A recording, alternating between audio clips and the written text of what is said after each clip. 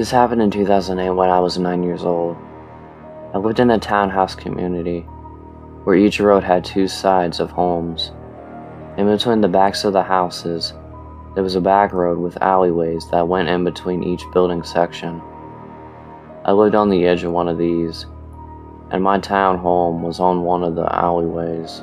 I lived on one street, and across the back road on the opposite side lived an elderly woman whose name I don't even know. I am not sure what her situation was, but for whatever reason she never really liked me specifically. She was creepy and spray painted all of her windows, so no one could see in her house. However, that never stopped her from sometimes staring out the bedroom window, directly at mine, and keeping it open at night, to shine a red strobe light into my room across the way. She used to yell how she hated us. I was in the 4th grade, and on a particular January morning, I had unfortunately missed the bus. My dad sent me outside to get in the car so he could drive me, and he said he'd follow me out soon after. As I was walking to my dad's car, she came out of the alleyway next to my house, slowly with a gigantic kitchen knife behind her back. She raised it up and started running after me. I was faster than her, so I was able to avoid her and was able to get into the house. She walked and stood on the neighbor's porch across the way and stared at my house. I was terrified. My dad ran out and yelled at her, and she said she wanted to get rid of us stupid kids. My parents called the police, but the police sent her home and had an ambulance pick her up later. My parents went to some type of court meeting about it, but I really don't know the details. I didn't see her again after that until 1 year later. I don't remember the day, but it had just snowed that morning, so I was going to run out the front door and play in the snow. I opened the door to see her, standing on the porch, but looking out towards the road. I panicked, closed, and locked the door. I ran up to my parents' room and told them what had happened. And when they saw her walk off the porch up to the street, I never saw her again after that. My family has since moved far away from there, but people I know still say she lives there, and her windows are still the same spray-painted windows. Though it doesn't affect me as much as it used to, I still don't like being around knives.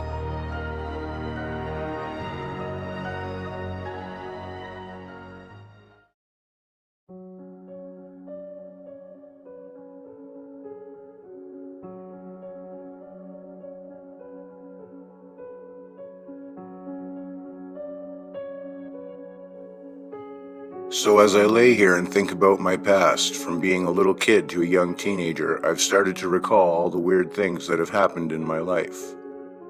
My last story happened to my brother, and today I just discovered from my mother on the way back from a quick road trip about when me and her were younger. A little background: my parents had me in high school, therefore they have always been very young parents. When I was growing up, my mom and dad were split up until I was 5, and before that point it was just me and my mother. My mother would always catch some creepy feelings from people because she was still so young. But that's here in a second. This is where this story begins. This might be my creepiest encounter I barely vividly remember. I've always had a distinct nightmare. It was of Pinocchio, and he had walked out of my closet so slowly and eerie-like. "It's okay, Dela 36, I won't hurt you," and while saying this, his nose extended and grew longer. Cue chills.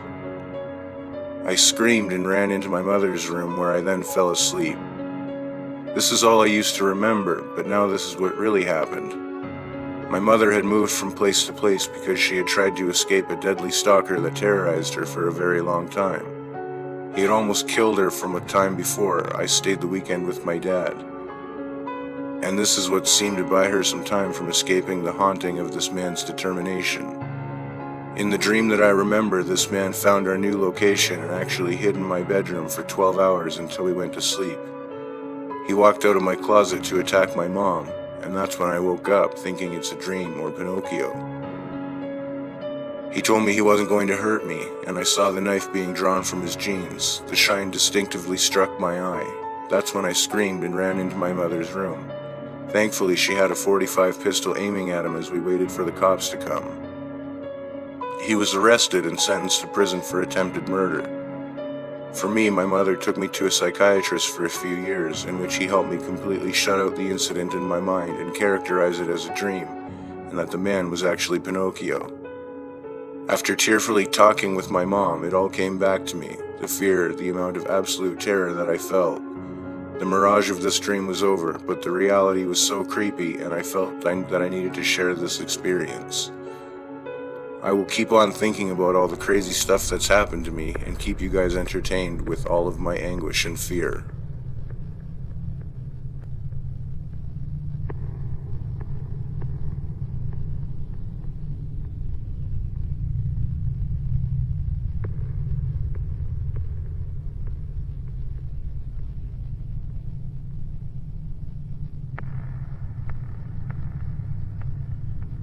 I'm from a rural town in Indiana, where my mom worked as a criminal defense paralegal. Since the town was so small and the drug and poverty rates were so high, her boss would frequently be court-appointed to really strange and vile cases, and she would be forced to defend some real scumbags. She did her best to hide the details from me and my sis, but obviously we picked up on the tension. On 2 occasions, however, we came really close to emergency. I was probably 11 to 12 years old, and she was working on a court-appointed murder trial. She was defending the accused murderer who had allegedly killed an older woman who was trying to return a faulty car to the used car lot that this man owned with his father. I believe her body was found shoved in a trunk on the car lot. My mother was absolutely certain, however, that this man was innocent and he was being framed by his father. As the depositions and hearings all progressed, it became very clearly that my mom's boss, the lawyer, was absolutely going to go after the father of the accused. The father showed up outside their office, made fake threats to the lawyer, and then one night our home computer, this was in the very early 2000s, went nuts and crashed. Weird, but whatever. She comes home the next day visibly more stressed and tells us at dinner that her boss's home computer did the same thing last night. She seemed to think we were all hacked, but could be any sort of scam, you know? Plus, I'm no tech genius, so I have zero idea how someone could hack into computers and crash them like that so easily, but it happened. After dinner, my dad, sister, and I went to the neighbor's house to play The Sims, and Dad was drinking with the parents while my mom painted my upstairs bedroom at home. Phone rings. Mom is hysterically screaming at the neighbor to bring my dad and come because he's here. He's trying to get in the sliding glass door. He sees me, Harry, between sobs. They run out the door barefoot in the middle of winter and he's gone. Police come and find snowy shoe prints all around the house, looking in all the windows, and stood under the tree that looks directly into my room where she was painting. Cops had to stay out front of our house for days until they could catch him, and he absolutely went to jail for that murder. And we stayed family friends with the son he tried to frame, lol. But if me and my sister were at home, we absolutely would have opened the door for him. We had no idea what he looked like, and we lived in a really friendly neighborhood where popping over unannounced was normal. At this point I'm 15-16 years old, and this time my mom had defended a drunk driver who killed a young woman circa 10 years prior. The man pleaded guilty, felt absolutely horrible, turned his life around, and even went traveling to different high schools speaking about the dangers of driving drunk. He wrote books, attended AA meetings in prison, went to uni in prison, etc. By all accounts, he had paid his debt to society and was to be released in a week or so. The father of the dead girl was, understandably, upset that the man was being released from jail and had known my mom for most of their lives. Small town acquaintances.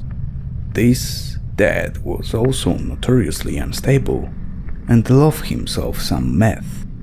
So one night I'm home alone with my mom while my sister and dad are out of town. She had been quiet all night and I was hungry and it was late, so I went downstairs to see about the dinner situation and found her sat silently staring at her phone with tears rolling down her eyes. She can be dramatic, so I was initially irritated thinking it was gonna be some stupid drama, so I snarked, "What?" And she gasped out, "He's coming to take you away from me," and collapsed in tears.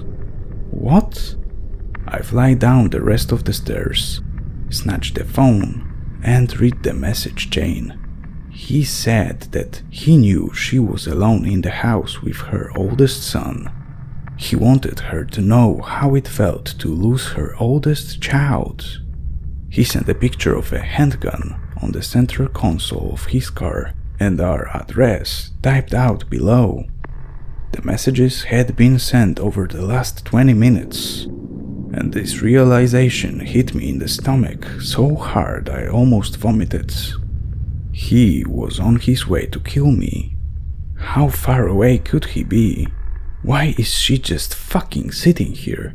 I was livid with her and started screaming to call the police as I locked the doors, drew all the curtains on our huge picture windows, and she just continued to sit there frozen, muttering he wanted to kill me. He knows where we are. Like she was totally dissociated or in shock. So I dragged her up to my room, and we called the police, who arrived and posted up at the entrance to our neighborhood. Not 5 minutes later, this motherfucker turns the corner into our neighborhood, and they caught him with a gun. They sent him to a mental facility and a rehab, and I never heard anything about him again. I know she was frozen, but if I hadn't come down the stairs at that exact moment, I could have been dead, and I have honestly never fully trusted her, or anyone, to react to a crisis since then.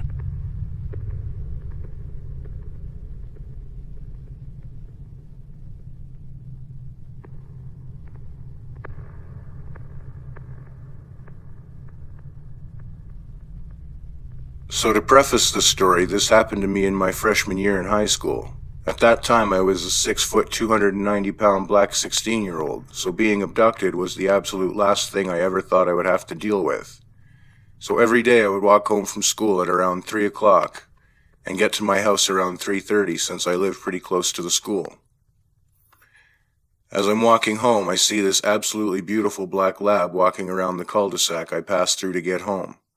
I go up to the dog, who has a collar but no tag, so I book it home and grab the dog leash my parents kept near the door. We watch dogs very often, and a plastic bin and water bottle, as I didn't know how long the dog had been out there for, and it's blistering hot where I live. Anyways, I find the dog and leash and give it some water, which it downs like crazy. I then start knocking on doors to see whose dog it is. Finally, the owners open the door and are surprised to see me with their dog, and I explain to them that I saw them wandering around the cul-de-sac and gave them some water. Before anyone asks, the dog basically rushed into the house the second the door opened and almost pulled me in, too, and was very affectionate to the woman who opened the door, so I was confident that it was hers. I unleash the dog and she pulls it in and slams the door shut, and I walk home. As I, reminder, a black 6-foot, 290-pound teen left the cul-de-sac, a guy in a maroon-colored pickup truck pulls up on the curb and cuts off my path on the sidewalk. He rolls down the window, and this is roughly the beginning of the conversation. As a note before the dialogue, the whole time this guy switches from looking at me to looking up the road to see if any cars were coming. Creepy guy. Hey, have you seen a black dog walking around? Me. Yeah, but I found its owner and just gave it to them. Creepy guy. Oh, okay. I saw the dog walking at my house this morning and my son was very worried about it. That was a lie, as the owner told me she let her dog out about an hour ago in the backyard. Me. Oh, okay, you can let him know the dog is safe now. Creepy guy. Yeah, I will. Yeah, my young neighbor was really worried about the dog. Yes, this guy actually switched from saying son to young neighbor. Me. Well, I'm gonna walk home now, my mom is waiting for me. Creepy guy. Oh, do you want a ride? I'm sure you can use a ride. Me. No, I'm good, I live just over there, pointing in the opposite direction of my house. Creepy guy. Oh well, I was just heading over there, so it's no trouble. Me. That's okay, I like to take walks and it's a nice day out. Creepy guy. It's pretty hot out, I'm sure you would enjoy some nice AC. This goes back and forth for about 5 minutes more until I said, I really have to get going now, have a nice day. I turned and walked around back to the cul-de-sac, to which this guy follows me in his truck. I walk out of the second exit, still noticing that he's following me, and then walk the next streets over and eventually shake him after 10 minutes. The streets in my neighborhood are basically like a labyrinth if you aren't familiar with them, and it was very obvious that this guy did not live in this neighborhood. I walked home after I was sure I shook him and immediately told my mom, who immediately thought I was joking with her because it sounded absolutely ridiculous. But I assured her I was serious. Looking back, I probably should have taken a pic of the license plate and called the sheriff about this, but at that moment I was just flabbergasted that this guy was actually trying to abduct me.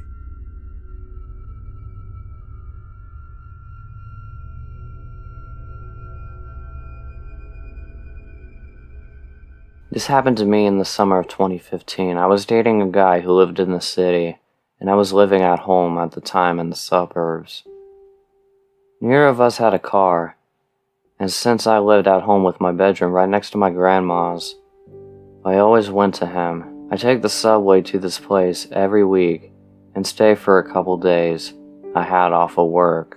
To get to his apartment required taking 2 trains. One day I was heading to see him. It was super hot out and I was wearing a skirt with straps, a crop top, and knee-high socks. I guess I feel this is important as I always stood out in this outfit, and unfortunately I probably should have been a little more careful about what I was wearing, which sucks. Anyways, I'm on the first train and after a few stops I noticed a man get on. I kinda couldn't not notice him, as he chose to stand right in front of where I was sitting and stare at me, rather than take an empty seat. It made me feel weird. The man in general gave me a very creepy vibe. He was probably in his 40s. He looked unkempt and otherwise kind of just a basic looking white dude whose face I can't even picture right now. So I get off at the last stop and head through the station to where I catch the second train. But I notice this guy is following me, which at first I figured wasn't a big deal. He could have just been going to the same place. So I get to the platform I needed to be. You have to go upstairs, and I realized the man was right behind me. I decided to turn around and go to a different platform, which happened to be packed with people, thinking if he followed me, then this was bad, but maybe I can lose him in the crowd. He follows me and I try to duck out of view before going back to the actual platform I needed to be waiting on. I get there and for a few minutes I feel better until I see him again. He must have known I'd be there after I'd gone up there and then turned around. Plus it was the only other platform and most likely he saw me the whole time. There weren't too many people waiting compared to the other side, but a few trains came that were so full I didn't bother to try to get on, and neither did he. The whole time I am texting my boyfriend who was not taking me seriously at all.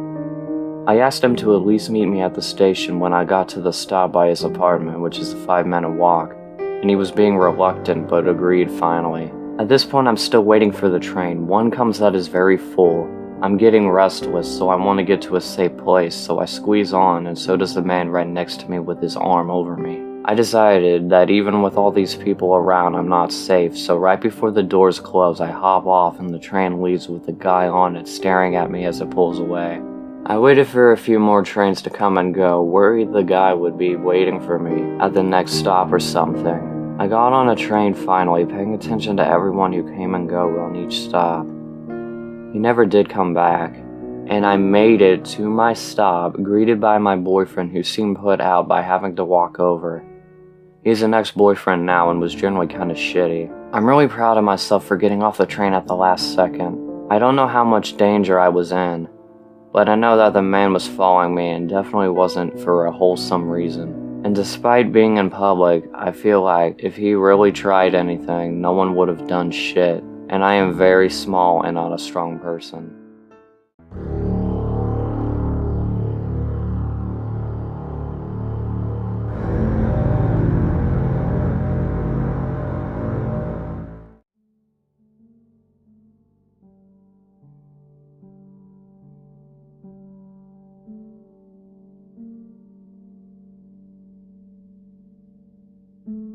This happened to me when I was 7 years old.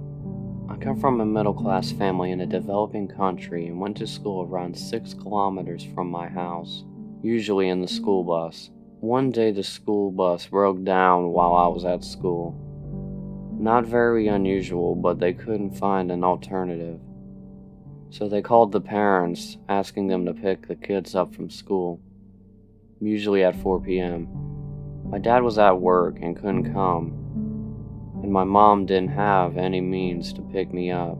So I tell them I'll walk to my grandma's place, which is around 1 kilometer away from the school. My dad was reluctant at first, but he agreed and told me to call him as soon as I got there. This was a busy part of the town in the late afternoon, so there was enough traffic and people on the street, so it was a very easy decision.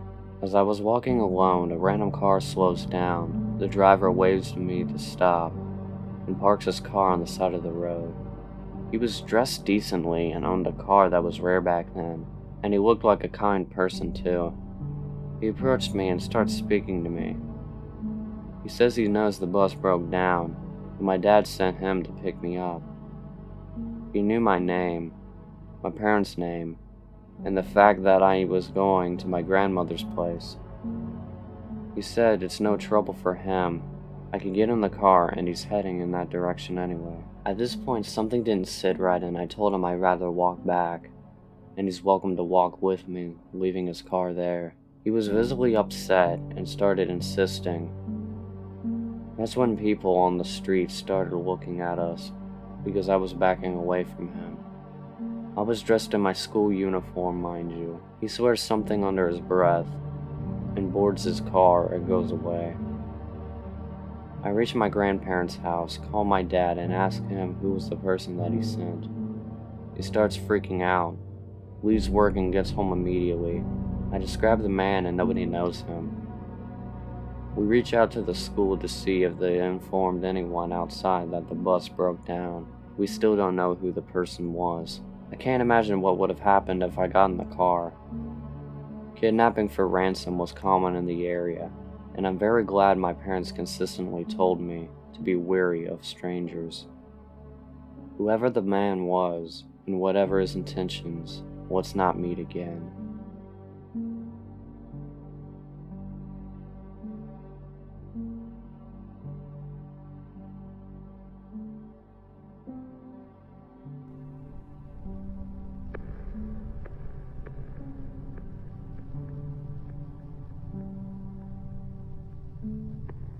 Crazy Beauty Queen Stalker. This is a long story, as it's been over 5 years in the making. I've actually posted this story before, but there are some really good internet sleuths here on Reddit, and they were able to figure out ex-beauty queen's identity, and mine too. I really don't care if I give up my identity, but didn't want it to be on my actual account, so I deleted it a while back. The catalyst for me to repost it today on a throwaway is that it's cathartic. Last week, yet another court date for ex-beauty queen stalker came and went. We'd been expecting things to proceed with her entering a plea of guilty or not guilty, but no such luck. All we got was another vague reason as to why she's not ready, and a new court date issued, months from now. There have been many court dates since she was arrested. It's been over 18 months since she's been arrested for her continued stalking and harassment, and she still wants to drag things on, to seemingly try and stay relevant in our lives. As an aside, the amount of court resources and taxpayers' money that's wasted is actually really astounding. Anyway, on to the story. To recap, my husband dated a beauty queen title holder of a well-known pageant before me. They broke up long before we met. She was a statuesque blonde, very tall, a knockout in her day in my opinion. This is somewhat important to the story, I guess. But while she was a dazzling pageant winner on the outside, on the inside, oh boy. She could be charming and beautiful if she needed you, but mostly she treated people around her terribly, including my husband, and he eventually broke it off with her. But she never went away. She would continue to call and email repeatedly, even after my husband and I met. She would call over and over again, day and night, even after my husband, then boyfriend, blocked her number. She would ask for money and threaten to go to the police claiming he abused her if he didn't give it to her. He obviously did not give her money. This made her very upset. The threats increased and became more malicious. But when that didn't work, she would switch tactics and try and sweetly ask him for help with certain projects she was trying to get off the ground. At this point, she now needed to generate an income, with the promise that if he just did this one last thing for her, she would go away. He did not reply. So she would go back to being malicious. Any tactic for attention, or for what she really wanted, money. My husband was terrified, because of course, while he never did anything to her, it would be her word over his, and he was terrified of ruining his reputation and career. We unfortunately ended up at an event she also attended. She had been waiting for us to arrive and had placed herself near the entrance of the event. As we walked in, she stood across the room, looking me up and down, laughing and whispering into the ear of her date, making a point to try and make me uncomfortable. But that was okay. She was easily ignored, until she ambushed me as I came out of the bathroom. She had clearly been waiting for a moment when I was alone. She towered over me. She is very tall. I had no intention of having it out with her as I hurriedly walked to find my husband, but she kept pace beside me, hunched over, so she was at my eye level. I'm 5'5". Her head turned towards me. She was like a caricature of herself as she ambled beside me, smiling maniacally. "Where is your man?" she hissed in her heavy accent. Her eyes were black. She looked like out of a Tim Burton movie, hunched over with that crazy demonic smile. "Watch your back, pug," she added, grinning. She liked to call me names like Pug because I own pugs, and I guess she thought this was an insult. What I didn't know then was while I was in the bathroom, she had walked over to my husband and thrown her arm around him while he was in mid-conversation with someone, and introduced herself to the man he was talking to, as if she and my husband were together. My husband unwrapped himself from her clutches and told her to beat it. She then beelined and waited for me to come out of the washroom. We stopped going to parties. The last time we ran into her was at a funeral for a mutual friend. She followed me around at the wake, as my husband, boyfriend at the time, was talking to the man's widow. I was talking to a friend and his wife. She walked right up and stood with us, joining us mid-conversation as if she were part of the group. It was unnerving, but also just bizarre. It was a funeral, and I did not want a scene. I silently picked my wine glass off the bar and walked away, leaving her with the couple I had been speaking to, and her staring at me with a smirk on her face. All in all, annoying but manageable. However, the emails, calls never stopped. She would call my husband over and over, day and night, even though he had long blocked her number. She would drive by. I found my car keyed one night after I left it outside, but obviously I couldn't prove it's her. But enough was enough. My husband had a lawyer send a cease and desist. After the first, she called him from a private number. He answered and she said, "Hi, it's me," in a sing-song voice, like they were the best of friends, and he hadn't just sent her a lawyer's letter, ordering her to stay away from him and his family. He said nothing and hung up. Another cease and desist was sent. Then a third. Nothing would make her go away. She did not actually think my husband was capable of not wanting to be with her, because, you know, her beauty. Eventually, though, she got pissed that he was not giving in. So, she decided to take this rage to the internet. I knew she was absolutely checking out my social media, but I don't really use it much, so I didn't care. However, she created a fake Twitter account and tweeted, "Husband's name is a fraud," and tagged his colleagues, friends, investors, and family members. Every single person she could think of to try and ruin his reputation and career. On New Year's Eve, she posted on my Instagram account at exactly 12:01 AM. "Happy New Year's, Scrud." Social media settings were all put to private. We went to the police armed with the emails threatening to give her money or she would go to the police. She was charged with 2 accounts of harassment, and a restraining order was put into place. To our shock, the next day after her arrest, our phones were buzzing. This story had made front-page news. Clearly a slow news day. Her day in court came right before COVID. We arrived to the courthouse and sat down. She walked in. We were shocked by her appearance. Actually, shocked is an understatement. She was unrecognizable from her former self. Gone was the statuesque, dazzling blonde. She had apparently shaved her head and was wearing a short, ratty brown wig. She had gained 80 pounds, give or take, and was now sort of hunched. With her height and new girth, she looked like a linebacker. To add to her new look, she wore a bulky brown men's overcoat and a scarf tied over her wig, like a babushka. My immediate thought was, her outside now matches her inside, but it was her eyes that I noticed the most. About a year earlier, we had shown a photo of her to our kids so that if she ever approached them, they knew to run. At the time, my son, who was young, commented that she had mean eyes, from the mouth of babes. Maybe it was that she changed so physically overall, but her dark eyes had narrowed into deep black slits. As she scanned the courtroom and saw us in court, she would turn around every so often to look back at us and glare. She would then whisper in her lawyer's ear and laugh as if she were having a grand time.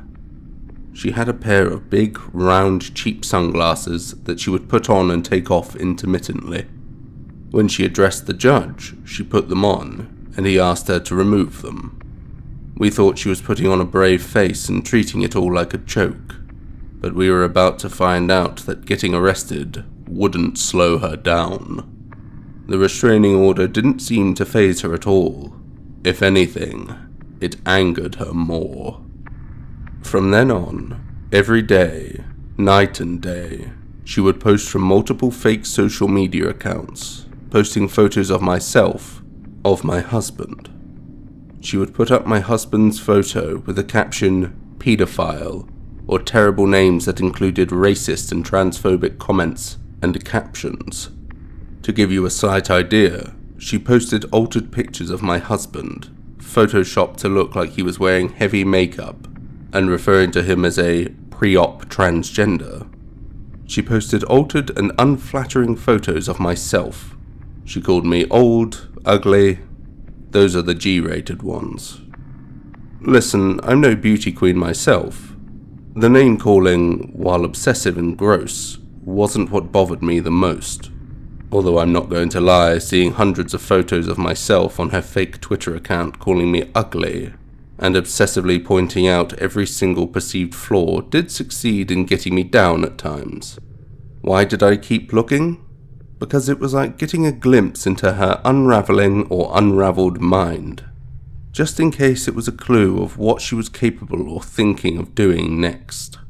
Because it wasn't her insulting posts that fazed me. What bothered me most were the sinister captions.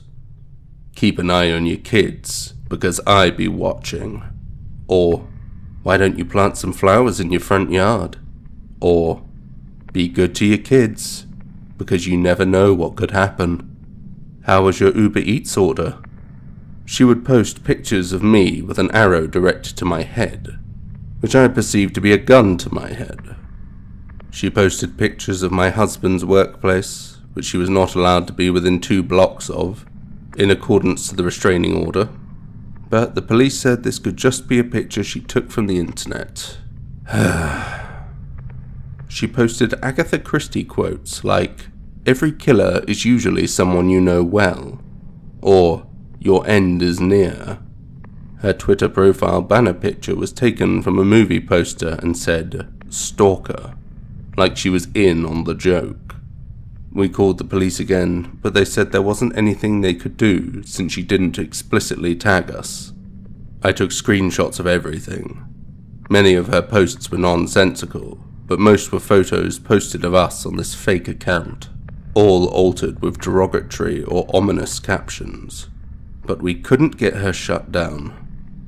I became anxious anytime my kids were outside shooting hoops in the driveway. My elderly mother wouldn't take the baby out in the stroller, she was too scared. It affected all of our lives. Life became dramatic. Ex-beauty queen would taunt us with, "Catch me if you can." She posted close-ups of her dog's genitals, or a piece of her dog's shit with my name beside it. The implication obvious. It bothered me she now had a dog, since I didn't think someone like her was capable of caring for anything living. Then the calls started back up, this time to our home line. Yes, we still have a home phone. "Bitch," and then hang up. "Karma will get you." And then weird chants like calls, as if she was reciting a spell. Sure enough, she posted photos of a pentagram and candles, as some sort of altar in the caption. Ring ring. Finally, the police asked us to come in and give video statements. We gave them a drive containing thousands of screenshots of posts she had made. They arrested her again and charged her with 2 more counts of criminal harassment. My husband was angry at this point, but as Mama Bear, I just wanted to get this over with. She mentioned the kids frequently and ominously many times in her online rants, also calling them rude names, which I won't repeat here because these are the things that upset me most. The judge also issued a social media ban for her. By the time she was rearrested for the 2nd time, her fake Twitter account, which was literally mostly insults or references to my family, had 16,000 tweets in a 3-month period. She has no followers, so they were just to herself. The porn sites I had been continuously tagged on stopped. Things quieted down tremendously, but I still get follower requests that I believe are her. But at this point we were all on edge. I kid you not, I felt weird walking into my kitchen at night to make a sandwich, feeling creeped out that she was outside watching. I put nothing past her, as nothing is more dangerous than a desperate woman who has nothing to lose.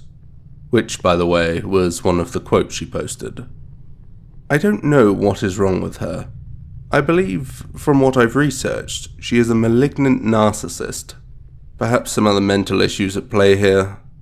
But I can say she was a terrible person long before she decided to try and make our lives miserable. Crazy beauty queen turned stalker, I would love nothing more than to never meet again. But if going to court helps you stay away from us forever, then bring it. As an aside, I wanted to mention that we heard from a reliable source that after my husband broke up with her, She allegedly became known to the police for other reasons. While my husband dodged a bullet regarding her threats to go to the police saying he abused her, apparently other men have not been so lucky. Since I can't post pictures, I'll leave you with one of her posts. One that may not make much sense but to us. It was a statement to let us know she enjoys this drawn-out court process. Many of her posts are in her native language, so this is translated.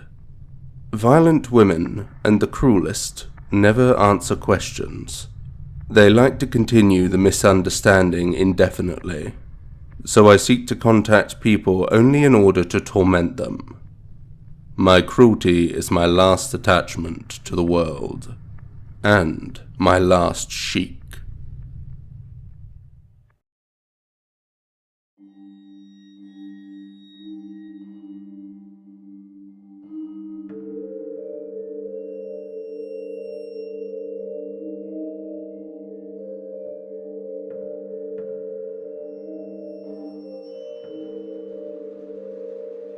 I used to work in a strip mall, out in a fairly rural area. Most people are recognizable, even if you don't know them personally. People from out in the area frequently stopped on their way through to another town. So it's not like there are never out-of-towners, just that they might be easy to spot. Like many places, we have a few homeless folks that hang around the shopping centers, and they occasionally ask people for change or food.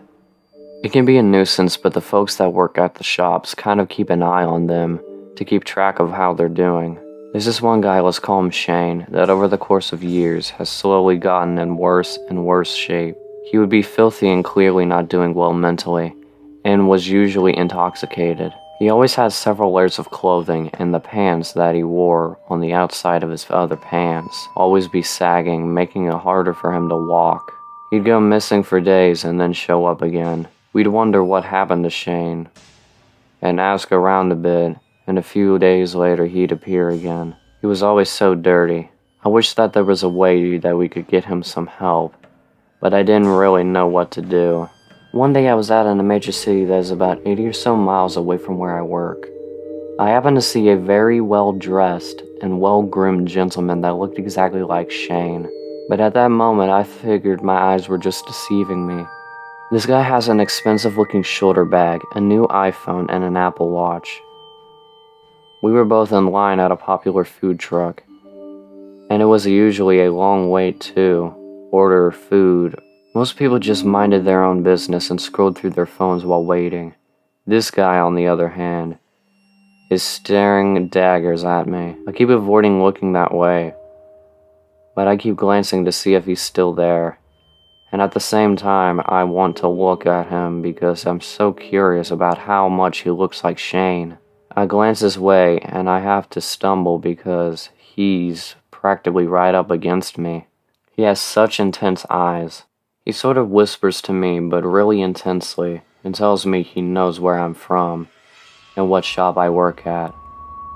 He gets closer, and I can tell he smells good, and I could even smell his minty breath. I ask him how he knows, and he just smiles. I ask positively, Shane is missing that tooth. I edge away, feeling more than a little uncomfortable. His order gets called up, and he says his name is James.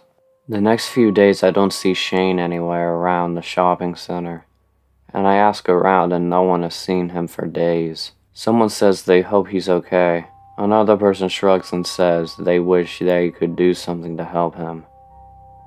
The next day, here he is, filthy as ever, grimy teeth, dirty fingernails, and wearing all his layers. He sits on the curb outside my shop and asks people for change. I decide to venture out and comfort him. I'm 100% sure it's him, but I don't understand how he could get so filthy and smelly in such a short time. I ask him if he was in the city, and he looks at me through bloodshot eyes and mumbles that he'll kill me if I tell anyone. This takes me aback, and I look at him puzzled. He slurs again that he'll kill me if I tell anyone, that he's not actually homeless. He starts to get worked up, and I end up calling the police because I don't know at this point what he's capable of. He wandered off and I haven't seen him since. So did Shane. Let's not meet.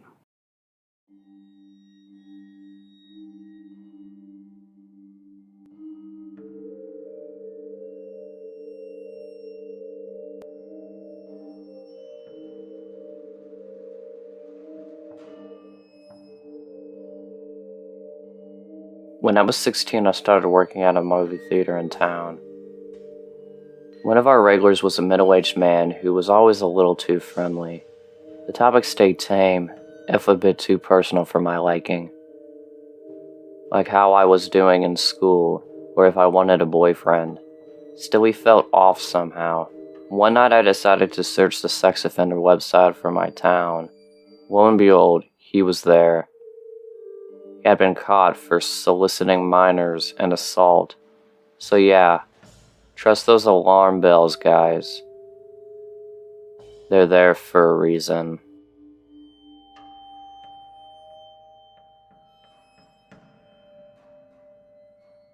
So this happened 3 to 4 years ago. I had just moved to Florida from New York. Living in New York was tight because the taxes were too high, so we had to move to a more affordable state. We had family migrating down to Florida, so it seemed like a good idea at the time. About 6 months to a year or so after living there, I decided to take my dog Maya on a walk. Our neighborhood is nice, protected, and generally safe. It was a fair distance away from my house at this point. I was enjoying some music while enjoying that Florida sunshine. Suddenly, I got that sick feeling in your stomach when you know something's about to go very, very wrong. My family made sure to scare the shit out of me about strangers and the horrible things they could do to you. About 2 or 3 cars had driven past at a normal speed, when this small white truck with a middle-aged man were driving by at an amazingly slow speed for such a quiet street. I didn't hesitate to run towards the golf course behind the houses on my personal checkpoint. I hit and peeked up the road. Of course, they had turned around and were looking for me. Luckily, I was not able to be seen, and they ended up driving away. A nearby neighbor saw what had happened and called the police. Shortly after, my mom and the police showed up to my neighbor's location. The officer said you did the right thing, and we're going to have more patrols through the area during the day. I'm thankful that I was able to get away. Needless to say, I didn't go on a walk down that street for a very long time.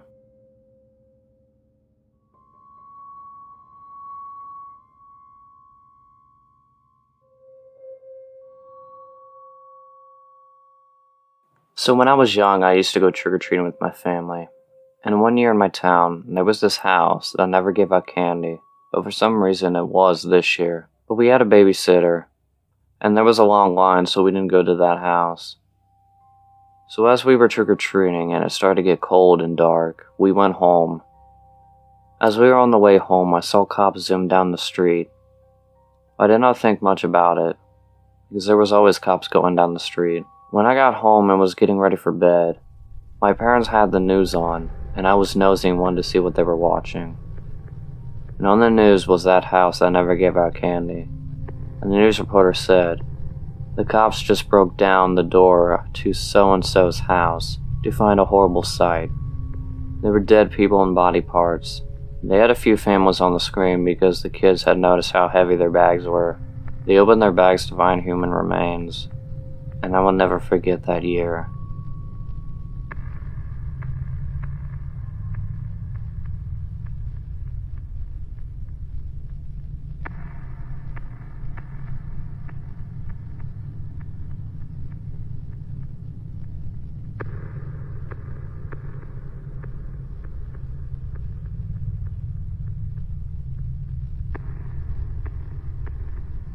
This happened about a month ago and is definitely creepy encounter material. The night this happened, I had been at a friend's loft watching an old movie called The Fog. We started the movie late and I fell asleep midway through. I was woken by a thunderstorm around 2:30 a.m. and that was my exit. On the way home, I stopped for gas. The service station itself was closed, with the pump being open for anyone paying by card. I live in a large but spread out city, and the gas station that I was at is just outside the Arts District, which is like a ghost town late at night. While filling up, I noticed an iPhone laying on the ground at the next pump.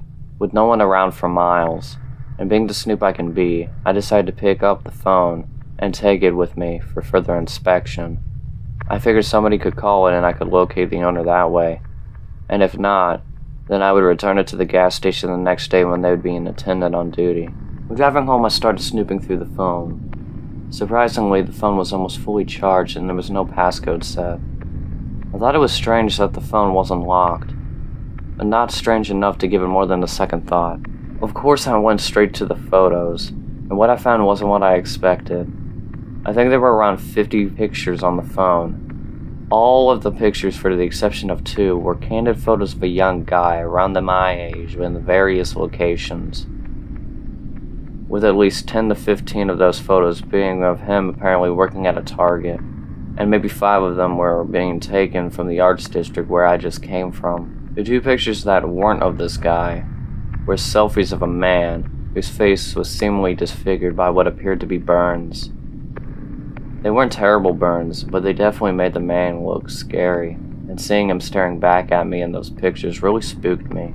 Weirder still, the selfies had been clearly taken inside of a Target, and there was a young guy in the background of the pictures, who I think was the same guy who was in all the other pictures. Realizing I had stumbled onto something weird, I closed the Photos app, and as soon as I did, the phone locked and a message appeared on the phone that said, "I know you have my phone, and I know where you are. I'm coming for my phone." I completely forgot about Find My iPhone until that moment. I quickly realized that the owner of the phone had remotely activated Find My iPhone and was probably tracking me in real time. I thought about taking the phone back to the gas station and dropping it where I found it, but the messages along with the photos got the better of me, and I started to get paranoid. I had the crazy idea in my head that maybe the owner of the phone had somehow also activated the phone's camera and could see me. I'll be honest, I was a little stoned at the time. Fearing the apparent burn victim and stalker who the phone belonged to, I did what any well-adjusted adult would have done. I pulled over, smashed the phone, and ditched it in a Ripple Glass recycling can on the opposite side of town. My bad, but maybe this act of property destruction saved some poor guy from a stalker. I hope so.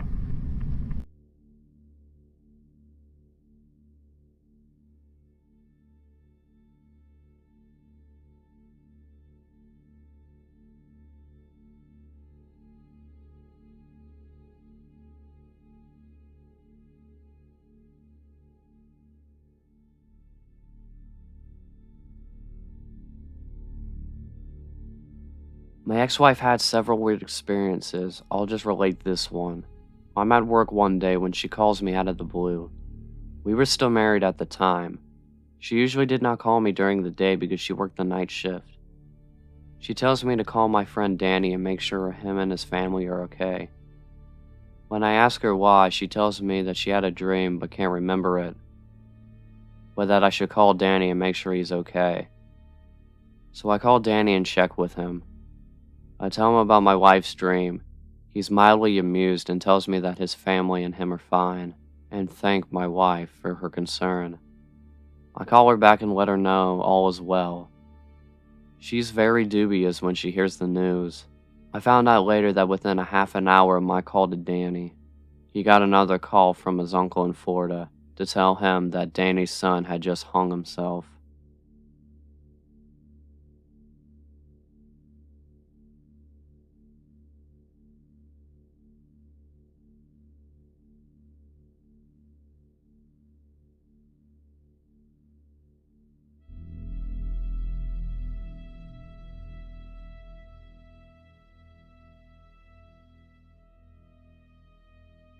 I was sitting in my room after getting out of work on the second floor. Little brother is downstairs watching TV and the dog is in the hallway outside my door sleeping. All of a sudden, the dog starts making all kinds of racket, jumping around, barking, clacking nails, and howling. I go to get up to see what's up and I hear, "Aw, that's a good girl," in a male voice. It didn't sound like my little brother, so I go, "Oh, you're home early," thinking it's my dad's friend, or our roommate, as I open the door. As soon as I'm out there, there's no one at all but the dog wagging her tail staring at the empty end of the hallway. Little brother comes upstairs to yell at me for getting his dog riled up, said he heard the same voice thinking it was me or a roommate. We did a once-over of the house with my butterfly knife and his BB gun, but there was nobody.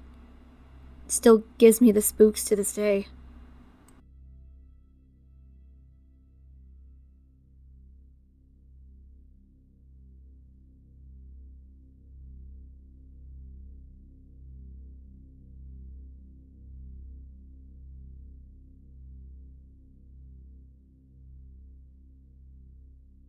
I was about 4 or 5 years old and my parents had just separated. My mom was living in a 2-bedroom apartment. I had my own room, but I preferred to sleep in her bed whenever I was staying with her. Our 2 bedrooms were at the end of the hallway, directly across from each other. Our apartment was on the first floor, and I remember it was in the middle of the summer.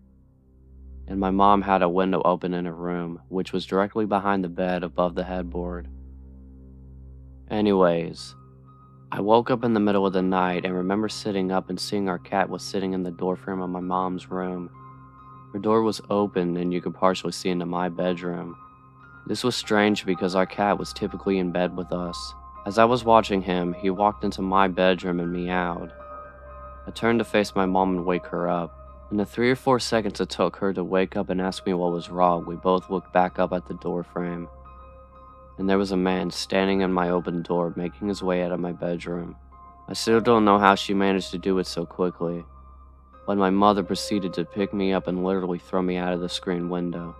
Again, we were on the first floor and it was maybe a 3-foot drop to the ground. She quickly followed and we were able to start screaming for help, and someone called 911. The police came and didn't see any signs of forced entry, only that our front door was unlocked, and which led them to believe that the man had exited that way. The strange thing is that my mom swore up and down that she locked the door that night with deadbolt and chain lock. About a week later, she was cleaning the kitchen and opened up the water heater closet and found a notebook with names and drawings, as well as a pair of gloves and some gum wrappers. The police were called again, but all they could do was speculate that the man had been in our house and hid until we were asleep.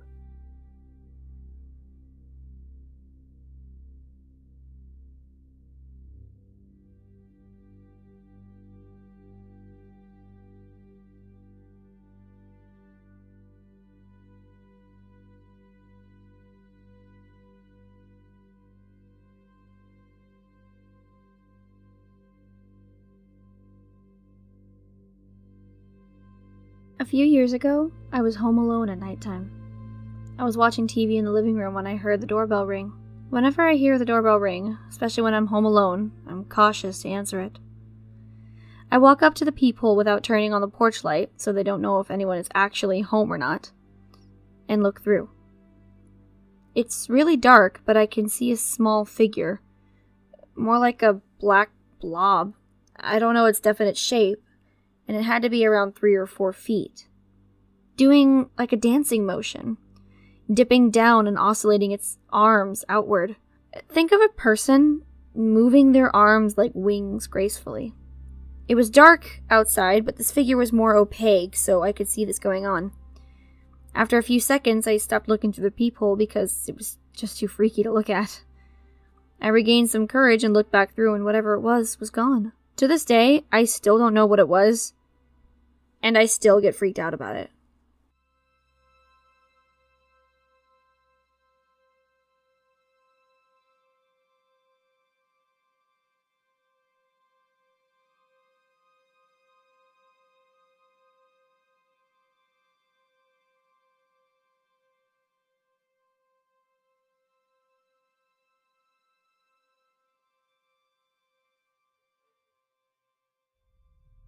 There's an abandoned house next to mine. The previous owner moved out to California 25 years prior and never sold it. I got a flashlight, gloves, and pushed the window open and went inside. Starting with the basement. In the basement was a grand piano, still plays but very much out of tune. Old World War II stuff. What seemed to be a signed Elvis poster, and some other really cool shit no one should ever leave behind. There's basically a whole story in the basement, including a broken wedding picture frame and instruments everywhere. On the main floor was an unmade bed, molded food still in the fridge and on stovetop, half-empty beers turned solid, lights still that haven't been turned off. Then I started walking upstairs when I heard a crying from one of the side rooms. That's when I freaked the fuck out and haven't been there since.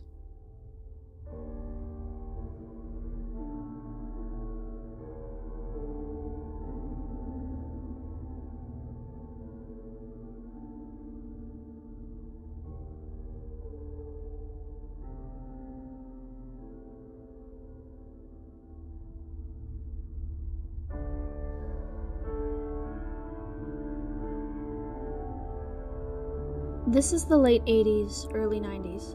I was around 6 or 7 years old. I am at home with my sister, who's 14 or 15 at the time. We grew up in a small Texas town. Everybody knows everybody. We're home alone this particular night, and my folks let my sister babysit me frequently. We always got along due to our age gap. Anyway, it's about 8 p.m. in the winter. Deserts get pretty damn cold. So it is dark, and we're in the common room, since that is where the TV was. Watching 60 Minutes or 48 Hours or Hard Copy or some shit. Those 1-hour news pieces on CBS that chronicle large crimes in depth, trafficking, murders, kidnapping, and the like. Basically, a gritty Lifetime special. This one was a typical story. Guy next door that was quiet went on a rampage at his next door neighbor's house, mutilating them and kidnapping their young daughter. Well, the thing about our house common room is the door leading to the backyard was a large glass door on a wall of floor-to-ceiling windows. Nothing but blackness beyond it unless you have the backlight on. We did not. The front door is on the other side of the room with a small entryway. This is a solid door, so you can't see what's beyond it, with a glass storm door on the outside of it. About 45 minutes into the show, they're talking about the ongoing manhunt for this crazy guy, and the front door bangs like crazy. We jump the fuck up and scream like banshees. Dead silence now. The only lights on in the house are in the kitchen down the hall from the common room we were in, and the light from the TV. We start thinking something on the porch. We had some planters and a rocking chair there, had simply blown against the door. This was West Texas, crazy strong winds out that way. Well, a minute or two of silence and us holding each other post-adrenaline overdose passes. Just when we were about to declare everything is safe, we hear the storm door on the outside of our front door close. Fuck. Someone had to have opened that door to be able to bang on the door like that. Shit. We were both frozen in the middle of the room on the floor where we had been watching TV. My sister crawls over to the TV and turns it off. It was an old TV, so you had to turn that metal dial to switch it off, which it does with a mildly loud thunk. Now it is just us in a room dimly lit by the kitchen light down the hall. I do not remember how much time passed with my frozen and my sister still crouched by the now off TV, but we kept making eye contact, then looking at the front door. I remember this part vividly. I'm on my knees sitting on my feet and I turn around to look at the back wall of windows and the glass door. We hear and I see the back door knob turn. It was locked on the knob but not deadbolted. It rattles slightly as if someone is gently trying the handle. Neither of us make a sound, just held breath. Then, loud as all hell, someone is trying to force the door open, just jerking it back and forth. The whole wall of windows is vibrating violently, and I can see with each jerk of the door how my slight reflection gets fuzzy, then clear, and then fuzzy again. My sister flips her shit and screams bloody murder. I'm still frozen on the floor. She gets up and basically drags me into her bedroom, slams the door, throws her mattress and anything she can in front of the door. Thankfully, she had remembered the phone, one of those ungodly heavy beige plastic long antenna portable phones. We still had to direct dial the sheriff there, and in her panic she didn't remember the number. She just hit redial on the phone. It was one of her friends, and she tells him in broken gasp that someone is trying to get into our house and needs to get there right fucking now. The profanity sticks out more than anything else. Who knows, young brain. I'm curled up on the floor and cannot stop shaking. We don't see anything else until we see the headlights of my sister's friend and her parents driving up to the house. We never did find out who was at the door or why. There were no signs of anything happening, but a couple of scuff marks on the bottom of the back door that we could not remember if they were beforehand or not. Nothing like that has ever happened to me or her since, but for damn sure we never forgot to lock a door after that.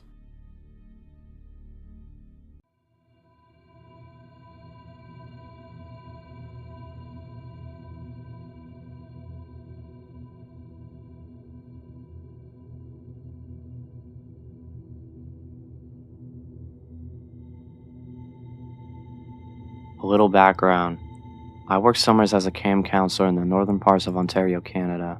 On the date this particular incident occurred, I was camping with a group of 10-year-old boys on the same lake the summer camp is based on. So like a routine camping trip, we canoe out to the site and set up our tents. Me and my co-counselor, Mike, take turns supervising the kids while they swim, build forts and play games, etc. We cook some food over the fire, sit around and tell stories, cook s'mores, the typical Canadian camping experience. Around 9:30ish, I tell the kids it's time for bed, and they head into their tents. We were positioned a small walk away from the shoreline, but still in the line of the fire pit. So the kids had gone to bed, and me and Mike are shooting shit by the water, smoking a cigarette. Just basically hanging out before we decided to head into our tents and call it a night. What happened next still troubles me to this day, and remains my go-to campfire story. We were both gazing into the pitch-black night water when a small light approaches us slowly and slightly above water level. We speculate what it could possibly be for a few minutes before it comes close enough for us to see that it is mounted on the front of a kayak and somebody was approaching our campsite. Now, it is important to note that as a camp counselor, part of our training goes over how to deal with stranger encounters in an environment where we are responsible for a group of children on public property. I was prepared to give the mysterious paddler the typical speech about how we are camping with a group from a recognized organization, and we were respectfully asked that they find another campsite. However, this person's appearance shook me to the bone as the light drew nearer. Paddling this kayak was a woman who looked to be in her 60s. She had incredibly long wisps of gray hair that were trailing behind in the water. Her skin looked like old leather, and her dead-looking eyes were tough to spot under all the wrinkles. She looked directly at me, and when she spoke, I realized she was missing most of her teeth. "Are all your children safe in bed?" she asked me, pointing in the direction of the tents. Not really knowing how to respond and quite frankly shitting myself, I responded by telling her that they were fine and she had to leave. "That's good, just as expected for this time," she said with a smile. She turned her kayak and paddled off into the night. At this point in time, myself and Mike were legitimately very creeped out, not only by the appearance of this mysterious woman who resembled a freaking corpse, but also her inquiry on the whereabouts and safety of our kids we had brought on this trip. Not knowing what else to do, we grabbed our hunting knives and sat by the fire checking on the kids. Half an hour later is where the shit started to get really creepy.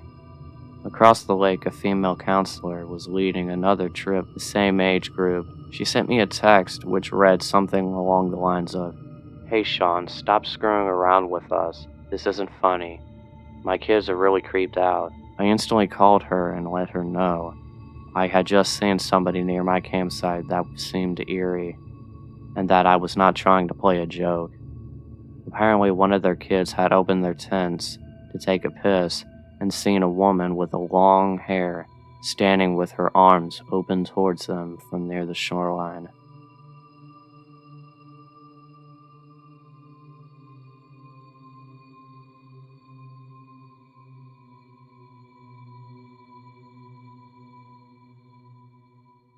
This happened to me a couple of years ago and it still gives me paranoia. I live alone in my apartment with my dog. He's a golden retriever named Billy, and he had an impressive appetite even for a dog. The incident happened on a Friday night. I was sitting on my couch with my dog eating dinner and watching a movie on TV, once in a while handing Billy a piece of my food. It was getting late, so I decided to go to bed after taking a quick shower. I went to the bathroom without finishing my dinner. I must admit I'm kind of a messy head, and a full plate left over unfinished on the table didn't bother me. After the shower, I got into my bed. I whistled for my dog as he usually likes to spend the night at the foot of my bed. He didn't come, so I just went to sleep. He probably fell asleep on the couch or something. The next morning I woke up super late, and this is where it becomes strange and creepy. The leftovers on the plate from the previous night were gone. That didn't really bother me, it was probably Bailey who ate it. I went into the living room to find him to take him on a walk, but he wasn't there. I called his name, but he didn't seem to be anywhere in the apartment. No, I was seriously worried. I am really fond of my dog and didn't really like it when he wasn't around. I spent most of the afternoon searching for him around the neighborhood, but I couldn't find him. I even called the police, telling them the situation, but they told me they couldn't do anything about it. Sad and depressed, I went back to my home. But when I got back, I found something that sends chills down my spine. It was a note on my nightstand that I hadn't noticed from earlier. There were 7 words on that note that I will never forget. Thanks for dinner. I like your dog. I've never been more afraid in my entire life. The person who wrote that note had been in my apartment during the evening and had ate my leftovers from my dinner. How long had he been hiding there, and was he still around? I ran out of my apartment and called the police again. I told him that somebody had been in my apartment and I feared that they might have taken my dog. They came to investigate, but they didn't find anything. After the incident, I hung up posters of Billy everywhere, hoping that someone had seen him, but I never saw him again. I haven't had another dog since then.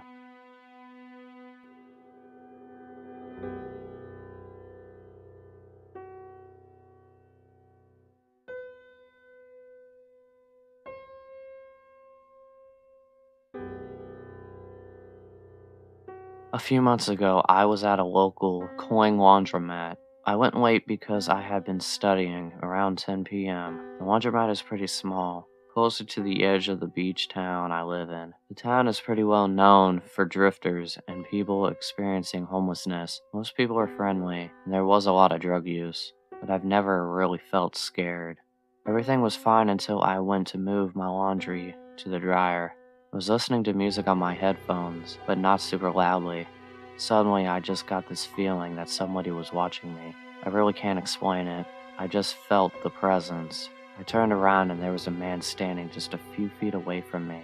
He was a white guy with pink hair wearing a face mask, like a ski mask. He was wearing a hoodie, gloves, and sunglasses. Even though it was dark out, the gloves and sunglasses especially immediately made me feel uncomfortable. I thought maybe he was a drifter or high, but I didn't want to be rude. I tried to laugh it off and told him he surprised me. He immediately started talking. A lot of it was just disjointed and just didn't make sense. He was talking about coming up from Brazil to bring his brother money to get a classic car. None of it made sense, but he would just ask me questions and wait for me to respond, so I tried to play along. I still thought he was probably high or something. He was standing between me and the only door, and I started getting this gut feeling that he was blocking the door on purpose, not just accidentally as he talked to me. He was getting closer to me as he talked, and the feeling got stronger. Logically, something was off, but mostly I just had this feeling in the pit of my stomach that I needed to leave and keep him talking until I could. I started to edge to the side, but he stayed in front of me and the feeling got more intense. I started to grip my keys in attack position just in case. He talked more and then backed off a little. He took off his backpack, which was a child's unicorn backpack, and set it nearby the dryer. I looked over at the door for just a second, and when I looked back, he was pulling something out. I couldn't see it, but he was holding it out to the side, behind him where I couldn't see it. But I did see what was in his backpack. Duct tape. Instantly, it was just like an alarm went off. There was no more worrying about being rude. No more second-guessing myself that he was harmless. It was like this cold, numb dread just washed down over me. I almost felt calm, like I knew my next steps, knew I had to do something. Time seemed to move in slow motion and he turned back to me, not saying anything anymore, and just took a few steps forward. I gripped my keys as tightly as possible and tried to mentally prepare to fight. I remembered being afraid that I would move too slow or be too weak, like in a nightmare. But all of a sudden, the door of the laundromat opened and a woman walked in, barely even looking at us as she went to the laundry. It was like a scene in a movie, a moment of intensity, just interrupted by someone or something, and it's suddenly over. He just turned, got his bag, and left. I was so scared I just stayed there a minute, until I could get my laundry, and then I went home. I didn't report it. I never knew what to say, since nothing had actually happened. But when I think about it, I think the scariest thing is that he left as soon as someone walked in. If he was just crazy, it wouldn't have mattered. I think a stranger's laundry timer saved me from something terrible. I don't go to the laundromat anymore. I joined a laundry service. The extra cost is worth it to never have to go back. So to the man with the pink hair and the unicorn backpack, let's not meet again.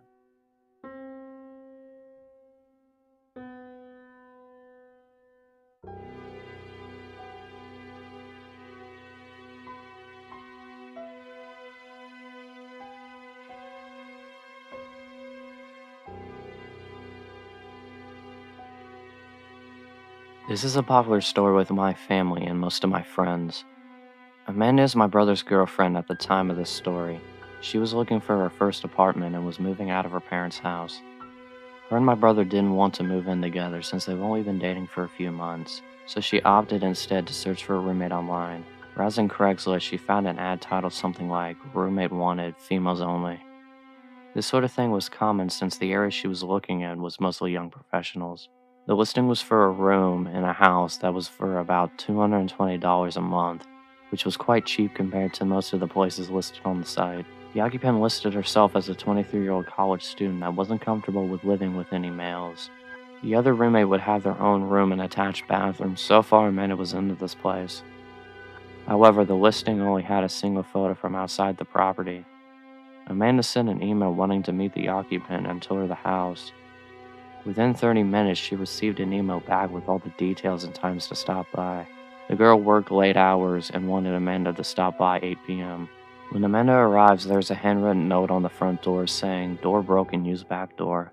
Walking around the house, it looks nice but slightly unkempt, tall grass, weeds, dusty windows, etc. Still no alarms for Amanda though.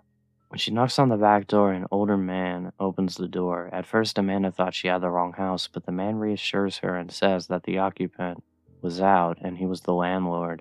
The occupant had asked him to meet Amanda since she was working late. He seemed pleasant and offered to show her around. Alarms started to go off, but weren't at red alert yet.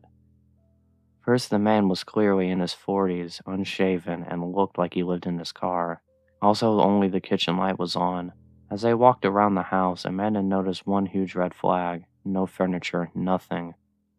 The landlord was polite in answering questions, but seemed irritable to keeping lights on for too long, rushing her around and only letting her look at one room for a few moments. There was a single room that the landlord wouldn't open, telling her that it was the occupant's room and he didn't want to invade her privacy. As they walked down the hallway into the living room, she notices the front door had a plank nailed across it. Yeah, broken for sure. Amanda's creepometer is starting to ding, so she decided to wrap up the walkthrough and leave, but trying to be polite. As she's giving the guy her "thanks for showing me" bid, he perks up and states that he forgot to show her the basement. It's been recently furnished and would make a great rec room, and she should take a look down there. At the time, Amanda and the landlord are standing in the small hallway between the front living room and the back kitchen. In this little hallway was the basement door, and when he opens the door, it opens outward to create somewhat of a barrier between Amanda and the back door. The basement is pitch black. He smiles and motions her down the stairs and says, "Ladies first." What happens next is nothing more than a stroke of luck. Amanda gets a text as some random person parks in front of the house. Thinking on her feet, she pretends it's a phone call and answers the phone, saying, "Hey, yeah, are you here? I'll come out around back and let you in. It's great, you have to see it." With a motion of confidence, she excuses herself around the landlord and walks out of the back door. She says the guy just looked at her confused. Once outside, she sprinted to her car and sped like hell out of there. When Amanda got home, she told her mother and my brother everything. Cops were called. They took her statement and went to investigate. The Craigslist post had been removed. Epilogue. The house had been foreclosed for over 6 months earlier and the property had been abandoned. When the police investigated, they found that the closed room the landlord didn't want her to look in was where the man had been staying. There were a pile of old dirty blankets, rotten food, and empty gallon jugs everywhere. More creepy was he had plastered ripped up pages from porno mags on all the walls in the room. The real scary part of this was the basement. The man had tied a thin piece of fishing twine at about shin level across the stair, halfway down. The basement was empty except for a pile of old blankets, a broom handle wrapped in leather belts, and a small box with a few rolls of assorted tape. Amanda ended up not moving in.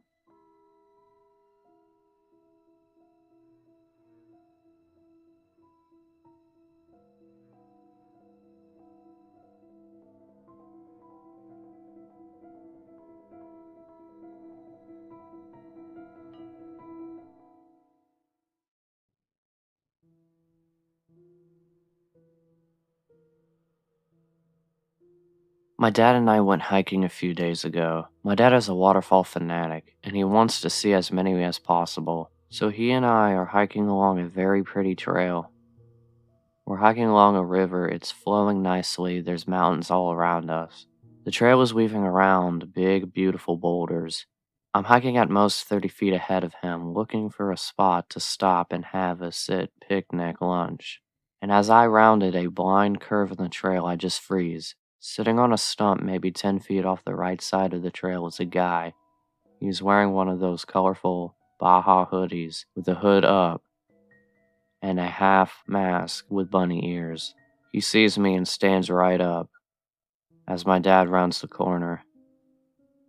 We are all three sizing each other up in silence, and my dad addresses him. "What's up, buddy?" The masked man tips his head as if he was deciding what to do with us, and then says back, "Not much. You aren't the guys I'm waiting for. Have a good day." Then he turns and jogs quickly off into the woods. Strapped on his lower back was a large hunting knife, and he had a pistol on his hip. We lost sight of him pretty quickly. We hadn't seen a soul on the trail all day, and we had been hiking for almost 3 hours. Needless to say, we left the waterfall for another day and quickly turned around. Once we were off the trail, we reported it to the local forest services and the police, but they said they couldn't do much aside for keep an eye out for any suspicious activity. The masked man didn't have a backpack or water or anything, which makes me think he had either stashed it somewhere or maybe was camping and waiting nearby. I hate to admit it, but I desperately wanted to go after the guy and ask who he was waiting for and why.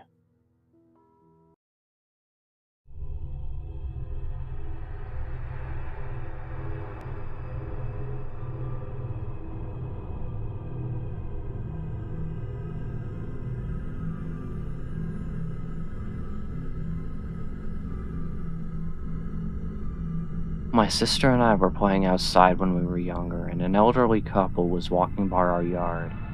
Our yard had a cemetery in the back, so it was quite a common local attraction for tourists as the house was built in the late 1800s. And most of the graves were from the children who died back then from the flu, etc. There are some creepy stories from that place, but nothing lives up to what happened all them years ago. Like I said, we were playing outside, and this old couple kept pestering my sister about what her name was. As they approached us and got closer, we were little kids, got terribly scared, and ran inside and told our mom what happened. The following week, I heard a story on the news about an elderly couple approaching a teenage girl, kidnapping her and raping her, and it was the same couple that had approached my sister and I. I still get creeped out about that.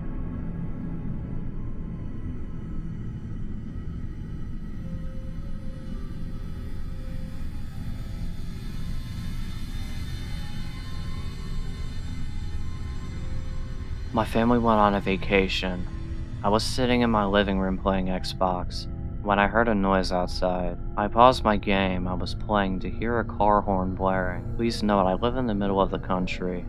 I grab my revolver and walk outside to see my mom's cameo horn blaring. No one was sitting in the seat. The horn stops. I'm all like, fuck this. I walk inside to see someone run through the house. I chase it to the sliding doors that never opened. I have no idea what the fuck was going on. I left and stayed at my friend's house for the rest of the week.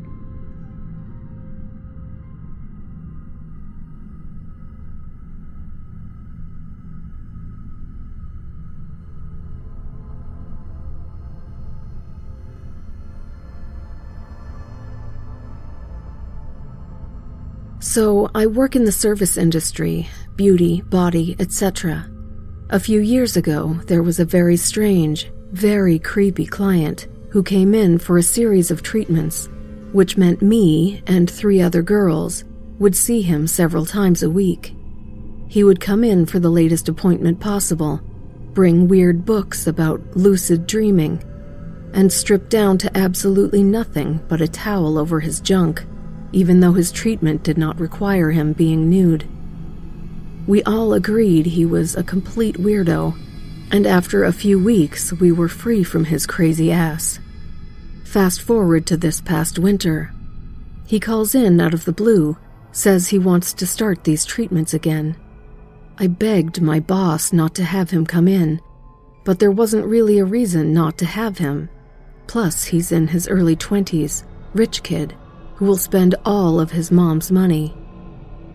As he was speaking to me over the phone, he remembered everything about me and began apologizing for being rude to me in the past, which he wasn't, just a freak, and said he had a huge crush on me, blah blah blah. The first few treatments, my coworker would be with me, but after a few weeks, she couldn't work that late anymore, so I was alone. He constantly tried to keep me in the room with him, first asking questions about the treatment, but then trying to pry into my personal life. He kept complimenting my body and looks, to which I would politely say that wasn't appropriate, and he would apologize. On more than one occasion, he was definitely high out of his mind and not on weed, and would say the weirdest things. This all doesn't sound too bad, but if you could picture what a serial killer would behave like from movies and TV, that was this guy. I'm not even joking, he was the scariest person I've ever met in my whole life. The day I finally had enough was when he came in wearing a suit. During the treatment, he complimented me over and over, and then began asking me how I felt about women being raped and murdered, and saying women were horrible and such. I became increasingly nervous, and he would laugh or try and contain his laughter while talking about rape and murder. I can't even remember what he said because I was so scared I blanked everything. After his treatment was done, I immediately called him a cab. He would usually ask me to do it, but I did way earlier than he would ever ask me. And just before he left, he said, "I find it adorable that you're so vulnerable," and stood there staring at me with honestly the coldest look in his eyes and a slight smirk. I literally almost bawled my eyes out right in front of him. I could feel my heart racing, and I was sweating profusely. Before he left, he said he forgot something in the room and stood there waiting for me to get it for him. If I had gone into that room, he could easily follow behind me and block the doorway. I could have easily been trapped in there after 8 p.m. in the winter when it's very dark out. The streets around here are dead at that time, and the other tenants in this building always leave around 5 or 6. He just stood staring at me, and I sat at my desk, literally clutching a pair of scissors away from his view, waiting for him to go in and get whatever it was he forgot. He grabbed the item, then asked me to help clean up, to which I obviously said no, and locked the door as he was gone. I watched him get into the cab, and then ran to my car, literally crying the hardest I've ever cried in my adult life. He called for several days and tried to explain to my coworker that he thought he scared me and wanted to apologize. I never spoke to him and told my boss of what happened, to which she banned him from returning. I don't know if he would have actually attempted anything, but I think the fact that I called the cab earlier without him asking, he knew someone would have been outside. Maybe that deterred him. So weird, creepy, potential serial killer. I hope we never meet again. Ever.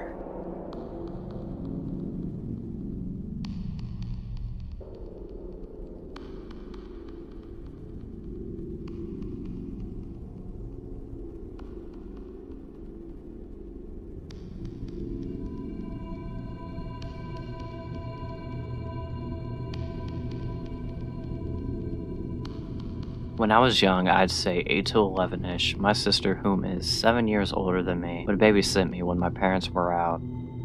At the time, she smoked a lot, and my parents made her smoke outside, of course. So I'd follow her outside into the carport, which faced towards the street, and play around, annoy her and such. One day my sister notices a car at the end of the driveway, just sitting in the road.